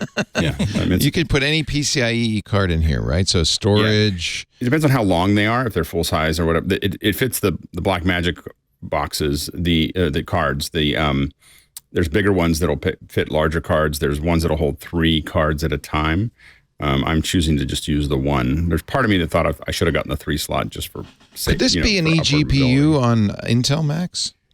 Yeah, that's what we used them for originally. Oh, okay. Was eGPU, but mostly now we use them for video in and out from the Mac Minis. Nice pick of the week, and of course you'll find out more at officehours.global in the days and weeks to come. Yeah, there's gonna be a lot of talk about building remote shows. Like it's definitely a kind of obsession of ours right now. Take notes, John. Take notes. I want to just quickly show we have a chat room pick of the week from Evil IRC, the first game I've ever seen that uses the dynamic island. It's a Pong game called Hit the Island. And the idea, I'm going to replay it now. The idea is, here's the ball. It bounces off the dynamic island, which does a really nice little effect as you hit it. Isn't that hysterical? It's free. This ad-supported. Hit the Island. I don't know I guess you get a point every time you hit the island. I don't know what else happens. Maybe something else. It seems to be changing colors. Eventually you get into like multi-ball and it gets more complicated. So you know about all this and you didn't tell us. Hit the Island. Very cool. It's so early. It's all novelty. It is right now, right? Material right now. It's like those beer pouring apps in the iPhone days, right? Remember that? Yeah. It'll settle down. Also, let's see how long Apple lets everybody have their fun before they say, okay, you know what? It was funny at first, but now. Well, they specifically said, we're going to give you an API so apps can do it, right? I don't think they had Pong in mind. I thought that. Well, this is a good use of the dynamic island. No, I'm glad they're. I feel like the island should be more expressive, though. Like have a face on it that goes, "Ow, ooh," that would be more fun. Dr. Mario. I want to hurt it. Hurt the island would be more interesting. I'd pay an extra $1. It just goes, boom. It's pretty cool. You think Apple? No, Apple's not going to have anything to say about this. You never know, though, do you? It's Pong. Who would have thought? Oh no! People are enjoying something. You have to kill that immediately. Yeah, I hear a child is having fun in here. Who would have thought that when I was sitting in New Haven, Connecticut, at a bar playing, this would have been 1974, 75, let's say 50 years ago, playing Pong, my first computer game, that someday I would have a phone in my pocket that I could play the same stupid game on. Minus the White Russians. Andy Ihnatko, when are you going to be on GBH in Boston next? I'm off this week, but you can check me out next Thursday at 12:45 in the afternoon. You can watch me and listen to me at WGBHnews.org, live or later. Thank you, Andy. So nice to see you. Always lovely. Mr. Jason Snell, 6colors.com. That's right. Anything you want to plug? Check out 6 Colors. That's the best place to go. I'm working on my iPhone reviews. When you're in the second wave, you got to try to think deep thoughts because everybody's already read the reviews, so it's not really what it's about anymore. So I'm working on that and taking my kid to college. So when are you making that road trip? It's a couple days. Yeah, in a couple days now. Wow. So in the cats in the cradle in the silver I know, right? At least he's got his new iPhone. Blue and the man. I gave you an iPhone. He cannot call home on a new iPhone. Hey, at least he's not a blue bubble. That's all that matters. And of course, officehours.global is where you'll find Mr. Alex Lindsay every hour of the day minus this one. Office Hours is an amazing free club, a clubhouse for everything from multimedia to cooking and on and on and on. We had a great session this morning about Euro racks and modular synths, and so there was a lot of really in-depth coverage there. And then tomorrow is going to be really worth checking out. We covered IVC, it's the European NAB, and we had 2 live views. We were doing virtual production. There was 10 people on the ground, I think 20 or 30 people in the cloud, kind of working on things to put it together. And tomorrow the team is coming together, and they're just going to break down like, how did we actually pull that off, and what was all the hardware? Because what we do in office hours, of course, is when we do the production, it's kind of transparent. So we we do something, and then we open it up and explain how it all worked and what we all did. So anyway, that's going to be tomorrow morning. So it should be a lot of fun, and it'll be recorded on YouTube. Otherwise, I have to watch Thursday's Holding Viewers' Attention episode. Clearly, something to learn there. But you have OfficeHours.global. You want to hire Alex, 090.media. Thank you, Alex. Thank you, Andy. Yep. Thank you, Alex. Thanks also to our Club Twit members who subsidize all of our programming. If you're not yet a member, $7 a month gets you ad-free versions of all of our shows. You wouldn't even be hearing this ad if you were a member. You also get access to the Club Twit Discord, which is a barrel of laughs, a lot of fun. I was playing... what was it? Satisfactory in the Let's Play section, streaming that on Twitch for our club members. I guess that was Saturday. And yesterday I did a little more of that. And now I want to do a cool game that Alex Wilhelm taught me about called Farther Farming. I don't know. Anyway, that's part of the fun. We have the book club. We have shows that don't make it to the public eye because they're subsidized by the club. Things like Hands on Mac with Micah Sargent, Hands on Windows with Paul Thurrott, the Untitled Linux show with Jonathan Bennett, Stacy's Book Club. Stacy's Book Club is coming up October 27th. We're going to do, the book will be The Long Way to a Small Angry Planet. I join in with Ant Pruitt and Stacy. That's a lot of fun. We're doing a fireside chat this Thursday with Ant and Club Twit members. It's just a great place to hang. And then there's also the Twit Plus feed, and that's, for instance, where we'll show some more of those photos from the good old days that we did before the show. That doesn't make it into the podcast, but it makes it to the Twit Plus feed. All of that for a mere $7 a month. It's hard to believe. Just go to twit.tv/clubtwit for more. Thank you in advance for your subscription. It really does help us out. And I hate to say it, but winter is coming.